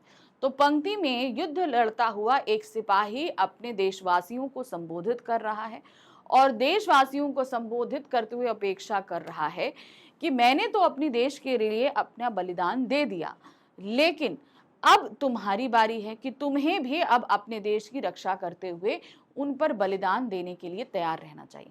तो सर पे कफन बांधने का तात्पर्य होता है कि तुम जिस काम करने के लिए जा रहे हो उस काम में तुम्हारी मौत होने की संभावना रहती है। ठीक है, तो ये बात उन्होंने कही है। बांध लो अपने सर से कफन साथियों, पंक्ति में कवि देशवासियों को संबोधित कर रहा है। कवि ने अपने प्राणों का देश की सेवा के लिए बलिदान कर दिया है। तो कवि सैनिक के माध्यम से ये लिख रहा है, तो कवि भी लिख सकते हो, सैनिक भी लिख सकते हो, दोनों लिख सकते हो। और वह कहता है कि अब देश सेवा का भार देश से वासियों पर है। मतलब मैंने तो अपने देश में अपने प्राण निछावर कर दिए, लेकिन अब तुम्हारी बारी है, तुम्हें अपने देश के लिए जो है वो जान निछावर करनी है। चलिए, चौथा प्रश्न क्या है? जीवन में हानि होने पर कवि कैसी विचारधारा का आकांक्षी है? क्या दिया है? अब ये हमारे पास कहां से दिया है? आत्मतान कविता के आधार पर बताइए। अगर जीवन में हानि हो और उसे लाभ प्राप्त ना हो तो इसके लिए वो कभी भी दुखी ना हो और ना ही ईश्वर को इसके लिए दोषी माने, यानी कि एक पल के लिए भी वो ईश्वर के ऊपर शंका नहीं करना चाहता है। देखिए क्या है, कवि के अनुसार कवि जीवन में लाभ और हानि को एक समान मानता है। मतलब लाभ प्राप्त हो तो खुश भी नहीं होना चाहता, हानि हो तो वो दुखी भी नहीं होना चाहता। कवि कहता है कि अगर लाभ से वंचित होकर केवल हानि उठानी पड़े तब भी मेरे मन में नाश का कोई भाव ना हो। नाश का भाव मतलब दुख का जो भाव हो वो ना होने पाए। कवि की आकांक्षा है कि ऐसी स्थिति में भी मुझे अपने पद से भटकने से बचाओ और बस इतनी शक्ति दो कि मैं उस स्थिति से निकल सकूं। मुझे इतनी शक्ति दो कि मैं इस स्थिति से निकलकर बाहर आ सकूं। चलिए, अब हम आ गए अपने खंड गा पे। हाँ, खंड गा ही तुम्हारा चल ही रहा है। अब हम कहां पर आ गए? अपने प्रश्न संख्या 11 में, जहां पर हमारी संचयन आधारित प्रश्न दिए गए हैं। अब संचयन हमारी क्या है? पूरक पाठ्य पुस्तिका। उसमें 3 अध्याय हैं आपके, हरिहर काका, सपनों के सेदन, टोपी शुक्ला। अब 3 अध्यायों में से 3 ही प्रश्न रखे जाएंगे। देखिए क्या दिया गया, निम्नलिखित प्रश्नों में से किन्हीं 2 प्रश्नों के उत्तर लगभग 50 से 60 शब्दों में दीजिए। अब आपके पास में जो पुस्तक आ रही है संचयन, उसमें 3 अध्याय हैं और 3 अध्यायों में से 3 ही प्रश्न आपके पास आएंगे और सिर्फ इसमें से आपको 2 प्रश्न करने हैं। लेकिन ये याद रखिएगा कि इनकी वर्ड लिमिट बढ़ जा रही है, यानी कि अब इनको करने कितने हैं? 50 से 60 शब्दों में। यानी कि ये हो गया दीर्घ उत्तरीय।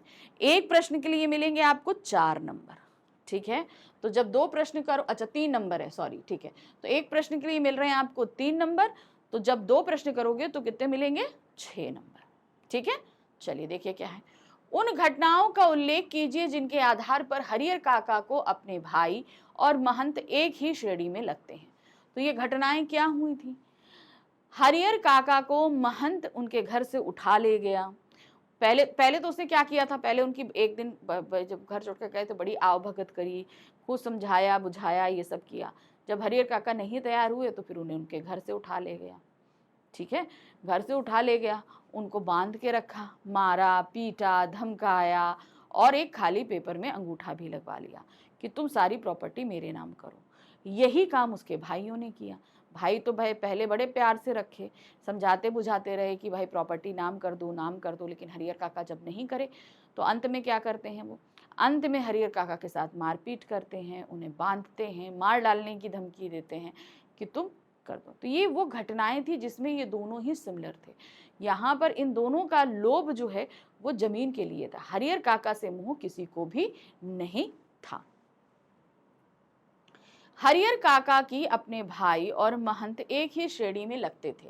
इसे व्यक्त करने वाली 2 घटनाएं निम्नलिखित है। पहला, भाइयों ने अपनी पत्नियों को काका की अच्छी तरह देखभाल करने को कहा और फिर बाद में काका द्वारा जमीन देने से मना करने पर भाइयों के साथ मारपीट, भाइयों ने काका के साथ मारपीट की और जान से मारने की धमकी दी और मानसिक प्रताड़ना दी। पहले तो भाई प्यार से समझाया बुझाया कि प्रॉपर्टी दे दो, जब उन्होंने नहीं दिया तो मारा पीटा धमकाया। दूसरा, महंत ने भी पहले तो काका के साथ अच्छा व्यवहार किया था, भाई उन्हें तो ले गया, खूब अच्छे से आव भगत करी, अच्छे से रखा था मठ ले जाके, है ना, उनकी आव भगत की। किंतु जब काका ने अपनी जमीन ठाकुर बाड़ी को देने से मना किया तो महंत का व्यवहार भी बदल गया और उसने भी काका को उनके भाइयों की तरह ही शारीरिक और मानसिक यातनाएं दी, उनका अपहरण कर लिया और जबरदस्ती जमीन हथियाने का प्रयास किया। तो ये दोनों ही घटनाएं सेम थी कि पहले प्यार से नहीं दे रहे थे तो मार पीट धमकाना सब कुछ किया था। ठीक है, दूसरा प्रश्न है, सपनों के से दिन पाठ के आधार पर बताइए कि ओमा कौन था, उसकी क्या विशेषता थी। ओमा लेखक का ही एक फ्रेंड था, उसकी एक बड़ा सा सर था जिसकी मार बहुत तेज लगती थी, जिसको भी लगता था उसे बहुत चोट लगती थी। तो उसकी मार को सभी बच्चे क्या बोलते थे, रेल बम्बा, है ना, क्या बोलते थे, रेल बम्बा, क्योंकि उसका चोट बहुत तेज लगती थी। देखिए क्या है, ओमा छात्र नेता था, उसका शरीर विचित्र सांचे से में ढला हुआ था, अलग तरीके का था। वह ठिंगना और हट्टा कट्टा बालक था, परंतु उसका सिर बहुत बड़ा था। ठीक है, मतलब कद और ये सारी चीजें छोटी थी लेकिन सर उसका ज्यादा बड़ा था। उसे देखकर यूं लगता था मानो किसी बिल्ली के बच्चे के माथे पर तरबूज रखा हो, यानी शरीर छोटा सा और सर बड़ा सा। उसकी आंखें नारियल जैसी और चेहरा बदरिया जैसा था।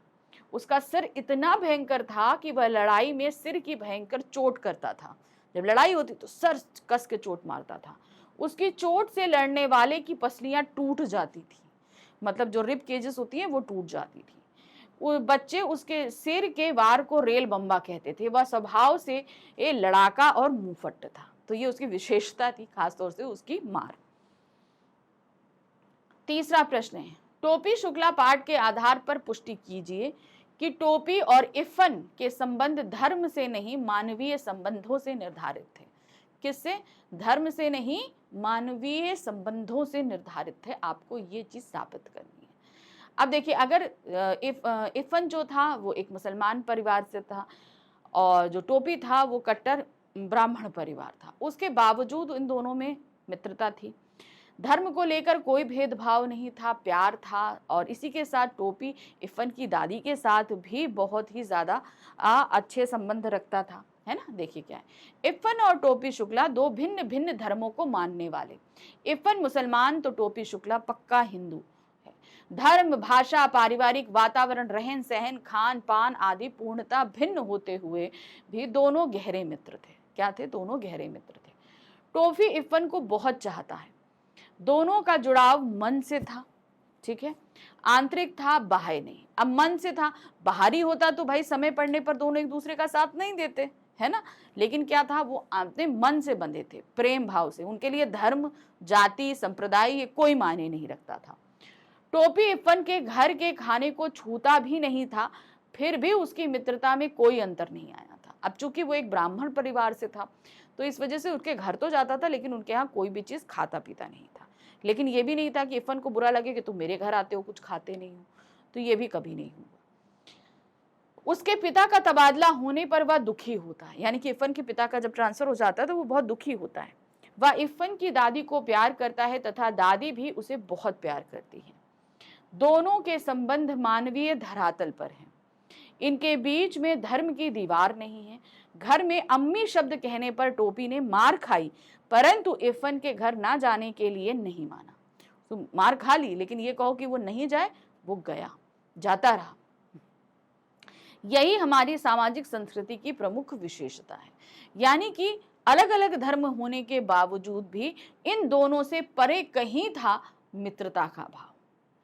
खाना पीना, पूजा पाठ, रहन सहन, सोच विचार सब कुछ अलग, लेकिन उसके बावजूद उन दोनों का साथ जो है वो अहम था। उनकी मित्रता अहम थी और इस बात के लिए वो कभी एक दूसरे को फोर्स भी नहीं करते कि भाई तुम हमारे यहाँ खाओ या हमारे यहाँ के त्योहार मनाओ, कुछ नहीं। ये सब उनसे परे था।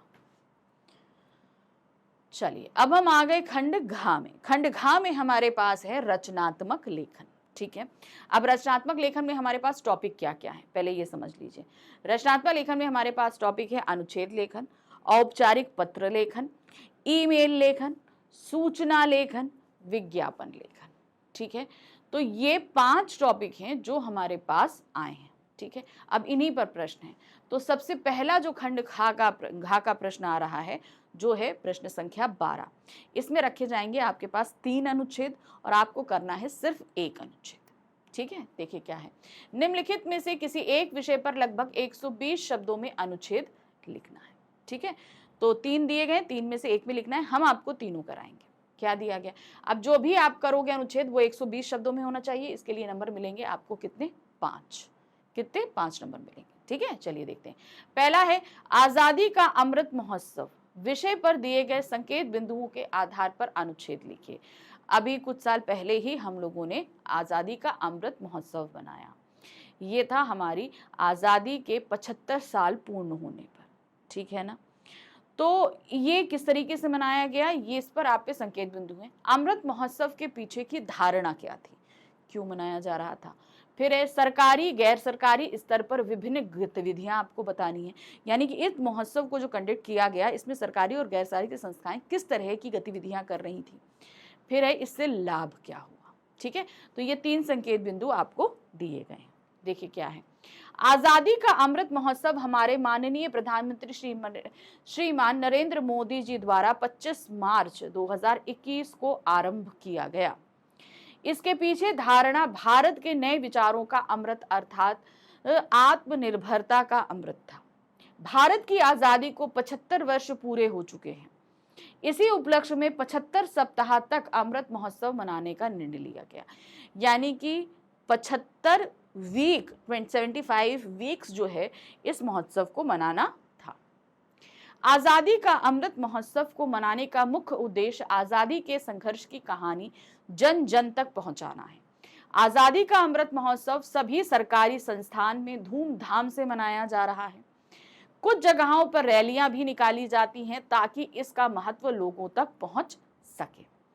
देश में जितने भी सरकारी भवन हैं उन सब में राष्ट्रीय ध्वज फहराया जाता है।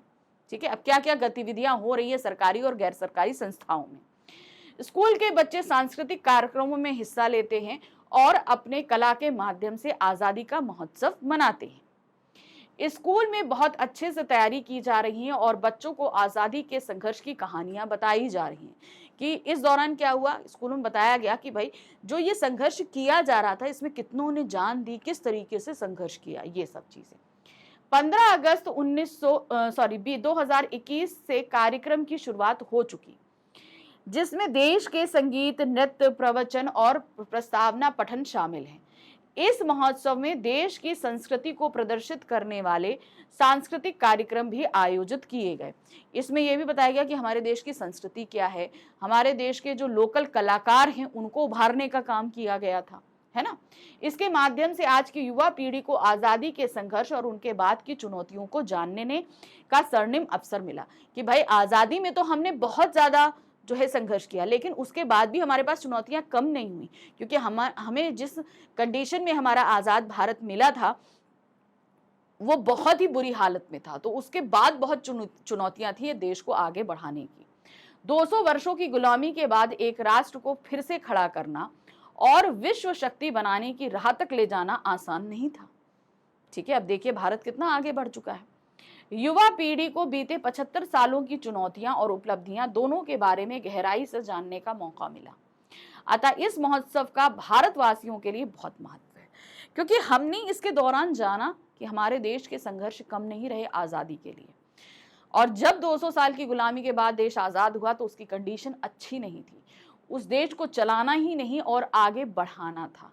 तो किस किस तरीके से हम आगे बढ़ते रहे ये बताया गया है। चलिए अब हमारे पास दूसरा अनुच्छेद है। क्या दिया है, पार्क में खेलते बच्चे विषय पर दिए गए संकेत बिंदुओं के आधार पर अनुच्छेद लिखिए। संकेत बिंदु क्या है, टॉपिक क्या है, पार्क में खेलते बच्चे। अब इसके सामने 5 जो हैं वो संकेत बिंदु दिए गए हैं। पहला है पार्क की शोभा, बच्चों द्वारा खेले जाने वाले खेलों का प्रारूप आपको बताना है, बच्चों का उत्साह बताना है, उमंग और प्रसन्नता बतानी है, और साथ ही साथ उपस्थित लोगों की प्रक्रिया, यानी कि जब आप बच्चों को पार्क में खेलते हुए देखते हो तो इन सभी पर आपको वो अपने भाव व्यक्त कर रहे हैं कि भाई जब कोई भी पार्क जो है उसमें बच्चे ना खेलें तब तक उसकी शोभा तो बढ़ती नहीं है कि नहीं। पार्क में खेलते बच्चे हमारे समाज की शोभा बढ़ाते हैं। यहाँ बच्चों द्वारा खेले जाने वाले खेलों का एक विशेष प्रारूप होता है। उनका उत्साह, उमंग और प्रसन्नता देखकर लगता है कि वे वास्तविक खेल की भावना से खेल रहे हैं, यानी कि एक्चुअल में जो वास्तविक भावना होती है उससे खेला जा रहा है, मतलब उसमें कोई बनावटी चीज नहीं होती है। बच्चे जब पार्क में आते हैं तो उनका उत्साह देखने लायक होता है। उन्हें खेलने के लिए विभिन्न खेलों का चयन करने का आत्मविश्वास होता है। उनका आनंद देखकर उन्हें खेलने के बाद अपनी प्रसन्नता का व्यक्तिगत एहसास होता है, यानी कि जब हम उन्हें खेलते देखते हैं तो हम भी खूब प्रसन्न होते हैं, क्योंकि हमारे प्रसन्न होने का कारण क्या होता है, क्योंकि हमें अपना बचपन याद आता है। हम माना कि इस समय उनके साथ इस तरीके से दौड़ दौड़ नहीं खेल सकते, लेकिन उनको देखकर हमें अपने बचपन के खेल, अपने बचपन की यादें आ जाती हैं, इसलिए स्वतः ही हम प्रसन्न हो जाते हैं। इसके साथ ही ये बच्चे पार्क में उपस्थित लोगों की भावनाओं का सम्मान करते हैं। उनके उत्साह और आनंद से प्रेरित होकर देखने वालों के चेहरे पर भी मुस्कान आती है। यह एक सकारात्मक और आनंदमय वातावरण बनाता है जो सभी की दिन को आनंदित और प्रसन्न बनाता है। तो हम भी अगर इस तरीके से देखते हैं तो हम भी प्रसन्न होते हैं। इस रीति से पार्क में खेलते बच्चों का उत्साह, उमंग और प्रसन्नता समाज के लिए एक उत्कृष्ट दृश्य प्रस्तुत करते हैं, जो हमें इन सभी को बचपन के आनंद और आनंद की ओर देखने के लिए प्रोत्साहित करते हैं। यानी कि हम इसको देखकर आनंदित होते हैं और जो नहीं होते वो धीरे धीरे होना शुरू हो जाते हैं। चलिए, तीसरा हमारे पास में जो टॉपिक है अनुच्छेद का क्या दिया है, इंटरनेट सूचनाओं की खान। क्या है, इंटरनेट में वाकई भाई सूचनाओं की तो खान होती है, जिस बार शीशे में डाल दो हर बार में वो इंफॉर्मेशन निकाल के दे देता है ना। विषय पर दिए गए संकेत बिंदुओं के आधार पर अनुच्छेद लिखिए। क्या दिया है, तकनीक का अद्भुत वरदान, इंटरनेट क्रांति, सूचना स्रोत, प्रयोग के लिए सजगता। ठीक है, तो ये 4 संकेत बिंदु दिए गए हैं जिसमें आपको बताना है। देखिए क्या है, आजकल की दुनिया में इंटरनेट ने हमारे जीवन को अद्वितीय तरीके से प्रभावित किया है। इसे तकनीक का एक अद्वितीय वरदान माना जा सकता है। इंटरनेट ने हमें एक नई दुनिया की ओर ले गया है, वो दुनिया जो हम शायद नहीं जानते थे। जैसे देखिए, मान लीजिए जब तक इंटरनेट नहीं था तो हम भारत, अपने अपने शहर, अपने राज्य और अपने देश के बारे में ज़्यादा जानते थे, मगर विदेशों के बारे में इतनी इन्फॉर्मेशन नहीं मिलती थी। और जैसे हम किसी भी, हम अंतरिक्ष के बारे में जानना चाहते हैं, हम नीचे धरातल के बारे में, जिसके बारे में जानना चाहें सबकी इन्फॉर्मेशन हमें उसमें मिल जाती है ना। इस तकनीक का एक अद्वितीय वरदान माना जा सकता है। इंटरनेट ने हमें एक नई दुनिया की ओर ले जाया है जिसमें हम सूचनाओं की खान से जुड़ सकते हैं। इतनी सारी इंफॉर्मेशन मिलती है और जानकारी का बहुत सारा स्रोत है। इसके बिना हमारा जीवन सोचने के लिए अधूरा हो जाता है। यानी कि हम भाई सोचते तो हैं पर उसके रिलेटेड हमें इन्फॉर्मेशन नहीं मिल पाती। मान लीजिए हम अंतरिक्ष के बारे में जानना चाहते हैं, अब हम सोचते रहे कि भाई ये होता है, वो होता है, वो होता है, लेकिन एक्यूरेट इन्फॉर्मेशन कहाँ से मिल रही है आजकल। जिनको नॉलेज है उन्होंने वो नॉलेज इंटरनेट पे डाली और इंटरनेट के जरिए जिनको इन्फॉर्मेशन नहीं है, जिनको नॉलेज नहीं है, उन्हें इसके बारे में सारी चीजें मिल रही है कि नहीं। इंटरनेट ने सूचनाओं की खान को एक सच्ची क्रांति का संकेत दिया है। पहले सूचनाओं को प्राप्त करने के लिए हमें पुस्तकें और समाचार पत्रिकाएं ही उपलब्ध थी, लेकिन अब हम इंटरनेट के माध्यम से जिस तरीके से सूचनाओं की खान से जुड़ सकते हैं वह अद्भुत है। हम गूगल और अन्य खोज जंक्शन का उपयोग करके किसी भी विषय पर तुरंत जानकारी प्राप्त कर सकते हैं। ठीक है, आप डालिए, देखिए वो तुरंत सारी इंफॉर्मेशन निकाल के दे देता है, जिसे सर्च इंजन कहते हैं। ठीक है, यह एक महत्वपूर्ण तरीका है जिससे हम अपने ज्ञान को बढ़ा सकते हैं और समय की बचत कर सकते हैं। इंटरनेट में हमें अनगिनत सूचना स्रोत मिलते हैं। हम विभिन्न websites, web portals, blog, social media और अन्य स्रोतों से सूचनाएं प्राप्त कर सकते हैं। अब ये सूचनाएं हमें कहाँ से मिल रही हैं? सब लोग अपनी अपनी जानकारी डाल रहे हैं, तो उससे हमें पता चलता है कि भाई क्या क्या हो रहा है। यहाँ तक कि हम अपनी रुचि और आवश्यकताओं के हिसाब से विशेष तरीके से समाचार और जानकारी तक पहुँच सकते हैं। इससे हमारा ज्ञान बढ़ता है और हम अपनी रुचियों के हिसाब से जानकारी चुन सकते हैं। ठीक है। इंटरनेट के आगमन के साथ हमें सजगता और विवेकपूर्णता की आवश्यकता हो गई है। इंटरनेट पे आपको अनगिनत जानकारियां मिलती हैं, लेकिन यह भी असत्य और दुर्भाग्यपूर्ण जानकारी से भरा हो सकता है। इसीलिए हमें सच्चाई की पुष्टि करने के लिए और सही जानकारी प्राप्त करने के लिए सजग रहना चाहिए। हमें जानकारी के स्रोत की पुष्टि करनी चाहिए। देखिए, अब जानकारियां तो बहुत है, कुछ सही है कुछ गलत है, तो अब ये आपको पता करना पड़ेगा। अब जैसे बहुत सारे होते हैं कि भाई इन्होंने जो दिखा वो सच है। अरे तो ये पता तो करिए। पता करने के लिए बहुत जो ज़रूरी होता है कि उस पोस्ट के आप कमेंट्स में जाओ, आपको पता चलता है। उनका सोर्स डालो, क्या है, कहाँ से इन्फॉर्मेशन मिली, क्योंकि कोई भी इन्फॉर्मेशन अगर प्रोवाइड करी जाती है तो उसका सोर्स दिया जाता है। ठीक है ना। अपने सोचने की क्षमता का प्रयोग करना चाहिए ताकि हम सही और सत्य की ओर बढ़ सकें। तो ये नहीं है कि जो कुछ दिखाया जा रहा है सबको सत्य मान लो, ऐसा नहीं करना चाहिए। उसको भी वेरीफाई करो, अपनी समझ से समझो कि ये सही है कि नहीं है। उसको तर्क के आधार पर लो कि ये अगर सही है तो इसमें क्या होगा, ये गलत है तो क्या होगा। तर्क बुद्धि चलाओ, ये नहीं कि जो दिया है उसी को सच मान लो और कर लो। ठीक है। क्योंकि इंटरनेट पे जहां बहुत सारी चीजें सही हैं, वहीं पर आप समझ लो 50% सही है तो 50% गलत भी उसमें मौजूद है। चलिए, अब हम आगे प्रश्न संख्या 13, जहां पर हमारे सामने रखे गए हैं दो पत्र। आपके सिलेबस में औपचारिक पत्र ही हैं तो दोनों औपचारिक ही आएंगे। अब इनमें क्या पूछा गया, दोनों में से आपको एक करना है और जो भी पत्र आप लिखोगे उसके लिए यहाँ पर आपको 5 नंबर मिलेंगे। ठीक है। शिक्षा निदेशालय दिल्ली को प्रशिक्षित स्नातक अध्यापकों की जरूरत है। ठीक है। यानी कि ट्रेन टीचर्स की आवश्यकता है। इस पद हेतु आवेदन लिखिए। अब ये है, आपको इसके लिए आवेदन लिखना है शिक्षा निदेशालय को। ठीक है। तो औपचारिक पत्र है, चलिए देखते हैं। शिक्षा निदेशक महोदय, पुराना सचिवालय, दिल्ली। दिनांक डाल देंगे। ठीक है। विषय लिखिए प्रशिक्षित स्नातक अध्यापक, हिंदी पद हेतु आवेदन पत्र। महोदय, नवभारत टाइम के 1 फरवरी 2019 के अंक में प्रकाशित विज्ञापन के प्रत्युत्तर में मैं एक उम्मीदवार के रूप में अपना आवेदन प्रस्तुत कर रहा हूं। मेरा संक्षिप्त विवरण इस प्रकार है। ठीक है। तो आप आवेदन दे रहे हैं और आपका विवरण है। देखिए यहाँ पर कैसे दिया गया है। नाम है राहुल कुमार, पिता का नाम मोहित कुमार, जन्मतिथि 25 अप्रैल। ठीक है। अब शैक्षिक योग्यताएं आपकी क्या है। आपने 10th किया है यहाँ पर पालम नई दिल्ली से, प्रथम श्रेणी में 65% मार्क है 2000 में। फिर 2002 में आपने किया 12th वहीं सेम कॉलेज से, प्रथम श्रेणी में आए, 70% मार्क्स थे। 2005 में आपने बीए किया है दिल्ली विश्वविद्यालय से, प्रथम श्रेणी में 63% मार्क्स आए। 2007 में आपने एमए किया दिल्ली विश्वविद्यालय से, द्वितीय श्रेणी 58% मार्क्स आए आपके। 2009 में आपने बीएड किया। ठीक है। चंडीगढ़ विश्वविद्यालय हरियाणा से, प्रथम श्रेणी 2009 में किया था यार। ठीक है। तो ये आपकी शैक्षिक योग्यताएं हो गई। अब अनुभव, भाई आप इस पद के लिए, क्योंकि उन्होंने बोला कि भाई अनुभवित चाहिए, जो ट्रेन टीचर है, जिसने ट्रेनिंग तो ली है, उसके साथ में एक्सपीरियंस भी होना चाहिए। तो अनुभव है। कमला नेहरू बाल संस्थान सुल्तानपुर में हिंदी शिक्षक पद पर 2 साल तक शिक्षण का अनुभव है, यानी कि 2 साल से वो पढ़ा रहे हैं। आशा है कि मेरी योग्यताओं पर विचार कर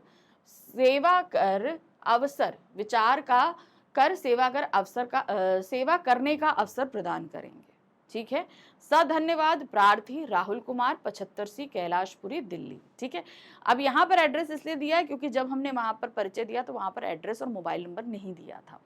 तो वैसे तरीका यही है कि इसके नीचे आप मोबाइल नंबर भी दे देना। आवेदन देते समय हमें ये ईमेल एड्रेस, मोबाइल, ये सारी चीज़ें मेंशन करनी पड़ती है कि मान लीजिए अगर मेरा चयन हो गया तो सामने वाला बंदा मुझसे कैसे कांटेक्ट करेगा, है ना। तो आजकल ईमेल एड्रेस और मोबाइल नंबर ज़रूरी हो जाता है।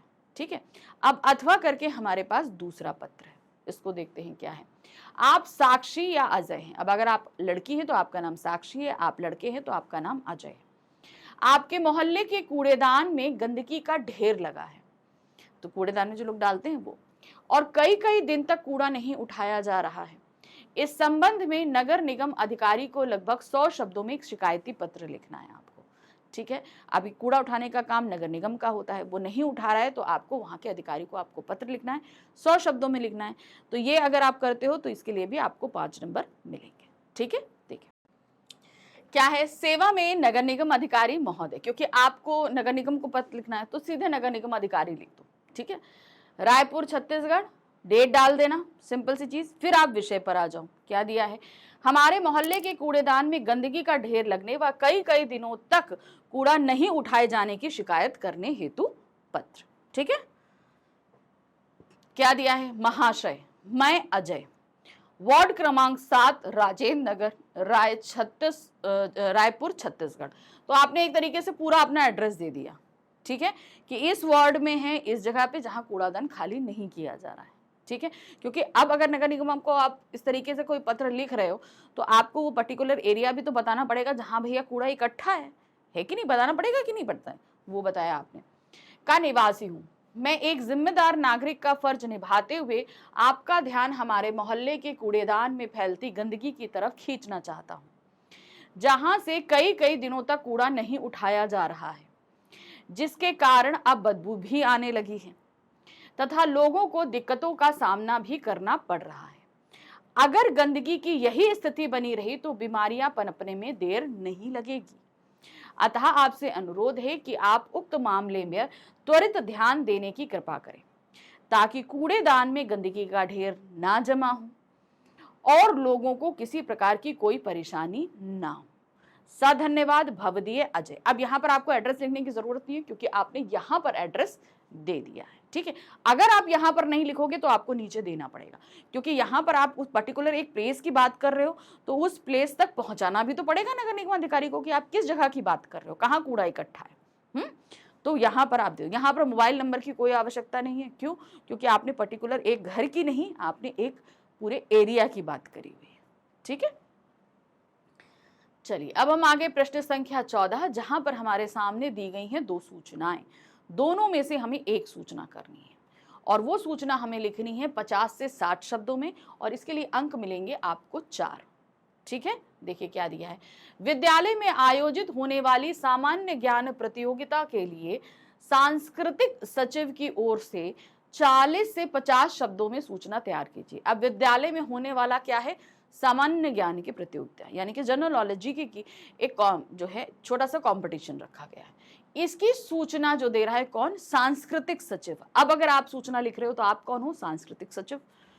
अब आपको ये सूचना लिखनी है, ठीक है, लेकिन ये विद्यालय की तरफ से जाएगी। देखिए हमेशा सूचना के लिए ध्यान रखना, पहले बनाना ब्लॉक, ये पहला नियम है, सूचना बगैर ब्लॉक के नहीं लिखना। और मैंने हमेशा बोला है रचनात्मक कार्यलेखन का जितना काम करोगे हमेशा न्यू पेज से करना, ताकि उसके फॉर्मेट सही तरीके से आप शो कर सको। मान लो आपने ये सूचना एक पेज में आधे से लिखनी शुरू करी तो आधी एक पेज में आएगी, दूसरी आधी उस पेज में, तो फॉर्मेट ठीक से समझ में आएगा, नहीं आएगा।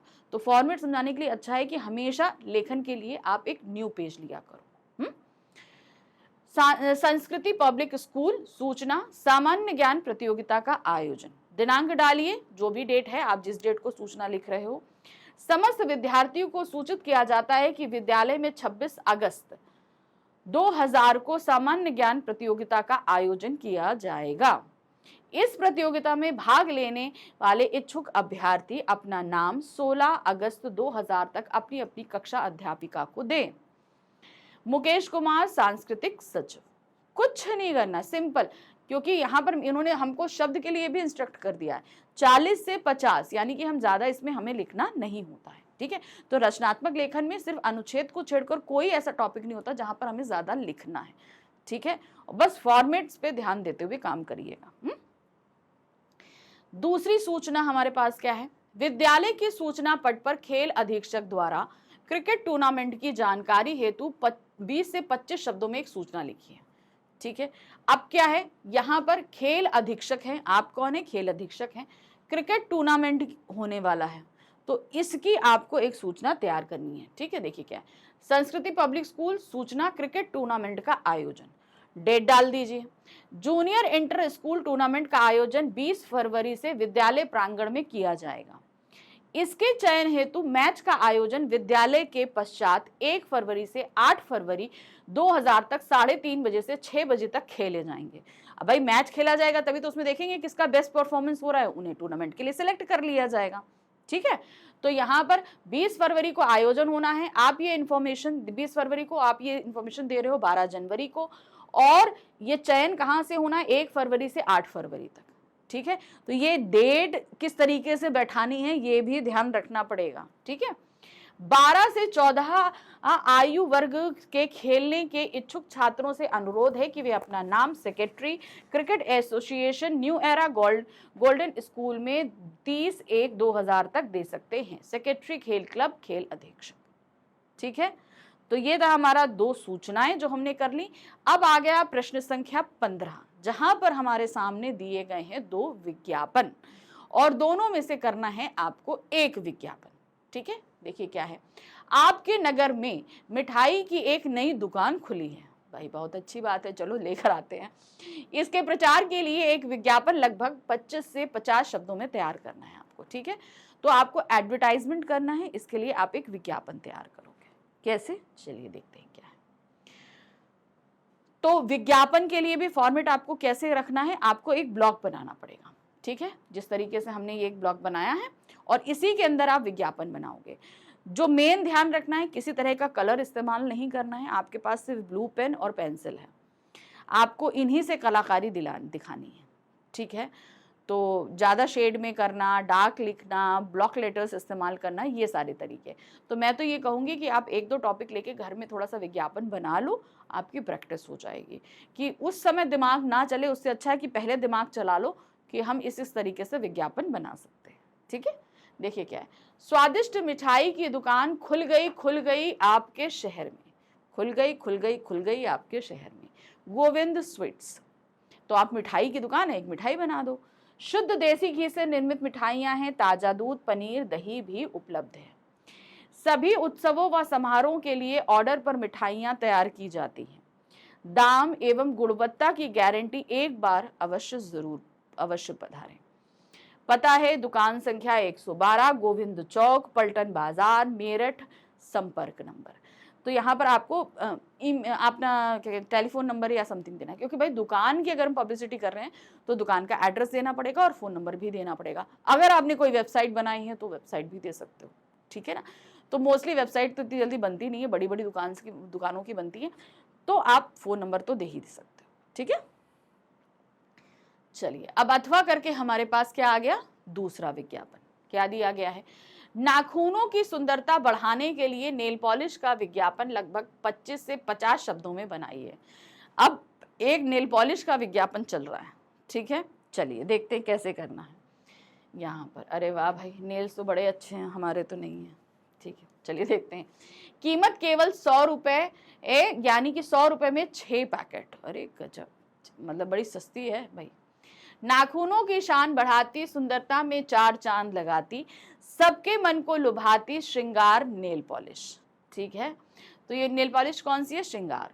तो ये बहुत अच्छी है। देखिए क्या है, श्रृंगार नेल पॉलिश आकर्षक रंगों में उपलब्ध है, सस्ती, सुंदर और टिकाऊ है, सभी प्रमुख स्टोर्स में उपलब्ध है। ठीक है, तो अब ये पर्टिकुलर एक ब्रांड की आप पब्लिसिटी कर रहे हो, तो आपको यहाँ पर एड्रेस देने की ज़रूरत नहीं है, आप खाली ब्रांड की पब्लिसिटी करो। हाँ, इसमें ऑफर्स दे सकते हो, ताकि अब ऑफर तो आपने ऑलरेडी दे दिया, इतने सस्ते में 100 रुपये में 6 पैक है, तो जाहिर सी बात है सस्ती तो है ही है ना। तो इस तरीके से आप एक नेल पॉलिश का एंडोर्समेंट कर रहे हो। चलिए नेक्स्ट आ जाते हैं। अब हम आ गए पृष्ठ संख्या 16 में। यहाँ पर हमारे सामने एक ईमेल और एक लघु कथा रहेगी। दोनों में से आपको कोई भी एक चीज करनी है, या तो आप ईमेल करो या आप लघु कथा करो।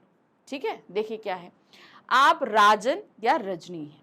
आपके बैंक खाते में नेट बैंकिंग की सुविधा प्राप्त करने के लिए संबंधित शाखा प्रबंधक को लगभग 80 शब्दों में एक ईमेल लिखिए। ठीक है, क्या करना है, बैंकिंग सुविधा प्राप्त करनी है आपको, इंटरनेट, हाँ है ना, नेट बैंकिंग सुविधा प्राप्त करनी है, तो इसके लिए आप ईमेल कर रहे हो। ठीक है, अब 80 शब्दों में करेंगे, इसके लिए आपको 5 नंबर मिलेंगे। तो याद रखिए, प्रेषक कौन होता है, फ्रॉम, प्रेषिती कौन होता है, टू, यानी कि जिसको हम लिख रहे हैं। ठीक है, तो यहाँ पर क्या है, किसको लिख रहे हैं हम, SBI रायपुर को लिख रहे हैं @gmail.com। प्रेषक कौन है, हम हैं। ठीक है। तो आपका जो भी नाम हो उससे आप ईमेल एड्रेस बना लेना। अब चूंकि ये मेल सिर्फ एक को भेजना है तो उस जगह हमें सीसी और बीसीसी में कुछ अटैच नहीं करना है।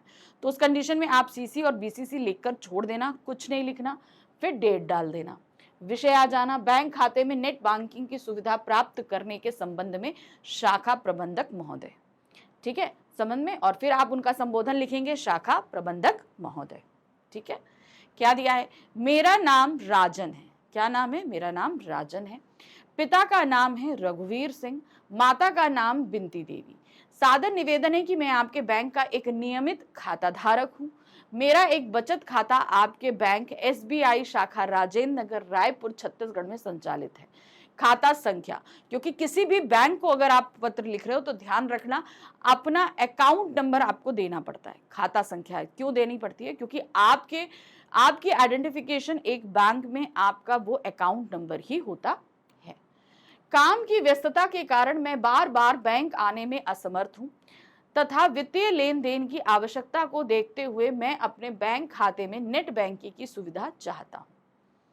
अतः आपसे अनुरोध है कि मुझे मेरे बैंक खाते में नेट बैंकिंग की सुविधा देने की कृपा करें। इस कार्य हेतु मैं सदा आपका आभारी रहूंगा। धन्यवाद भवदीय राजन। ठीक है, तो आप सभी को पता है कि स्टार्टिंग की 4 लाइनें छोड़कर जो होती हैं वो पूरी तरीके से एक औपचारिक पत्र होता है। यानी कि देखिए यहाँ पर प्रेषक, प्रेषिती, सीसी और बीसीसी, इन 4 लाइनों से देखने के बाद नीचे पूरा आपका एक औपचारिक पत्र का फॉर्मेट ही रहता है। चलिए अब दूसरा हमारे पास का एक लघु कथा। क्या दिया है? संगति का फल शीर्षक विषय ए पर लगभग 100 शब्दों में एक लघु कथा लिखनी है। ठीक है, संगति का फल। ठीक, तो अब इस पे लघु कथा लिखनी है आपको 100 शब्दों में। ये करोगे आप तो इसको आपको लिखने के बाद 5 नंबर मिलेंगे। ठीक है, एक छोटे गांव में राम, क्योंकि अब देखिए इसमें संगति का फल ये शीर्षक दिया हुआ है तो आपको यहां शीर्षक देने की जरूरत नहीं है। एक छोटे गांव में राम और श्याम 2 मित्र रहते थे। वे अनेक विषयों पर वार्ता करते, परंतु कभी कभी उनकी बातें विरोधाभास से परिणत हो जाती, यानी कि आर्गुमेंट होने लगते थे। एक दिन एक विषय पर उनकी बहस बढ़ गई, क्या संगति लोगों के विचारों पर प्रभाव डालती है या नहीं।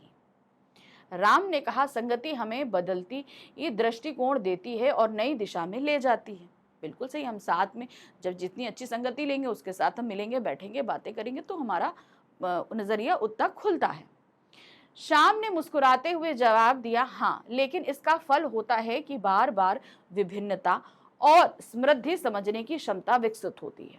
विरोधाभास हमें सोचने पर मजबूर करता है और सही निर्णय लेने में मदद करता है। दोनों मित्र ने एक दूसरे के विचारों का सम्मान करते हुए देखा कि संगति से विभिन्न दृष्टिकोणों का संयोजन हमें सबके लिए बेहतर विकल्पों की दिशा में अग्रसर करता है। तो ये एक सूचना प्रधान लघु कथा हम कह सकते हैं। आप चाहिए तो इसे किसी कहानी में बना दीजिए, कुछ इस तरीके से आप कर सकते हो। ठीक है, तो ये था हमारा आज का क्वेश्चन पेपर। यहाँ पर class 10th Hindi course B का क्वेश्चन सैंपल पेपर, जो हमारा सैंपल क्वेश्चन पेपर हम कर रहे थे नंबर 2। तो इसी तरीके से अभी 1-2 सैंपल पेपर्स और लेकर आऊंगी ताकि आप अच्छे से प्रैक्टिस कर सकें, क्योंकि अब दिन कम बचे हुए हैं। प्रैक्टिस करते रहिए और फिर एग्जाम्स के टाइम तो मैराथन्स करनी है ना, फटाफट। चलिए मिलते हैं आगे। Thank you for watching, bye bye.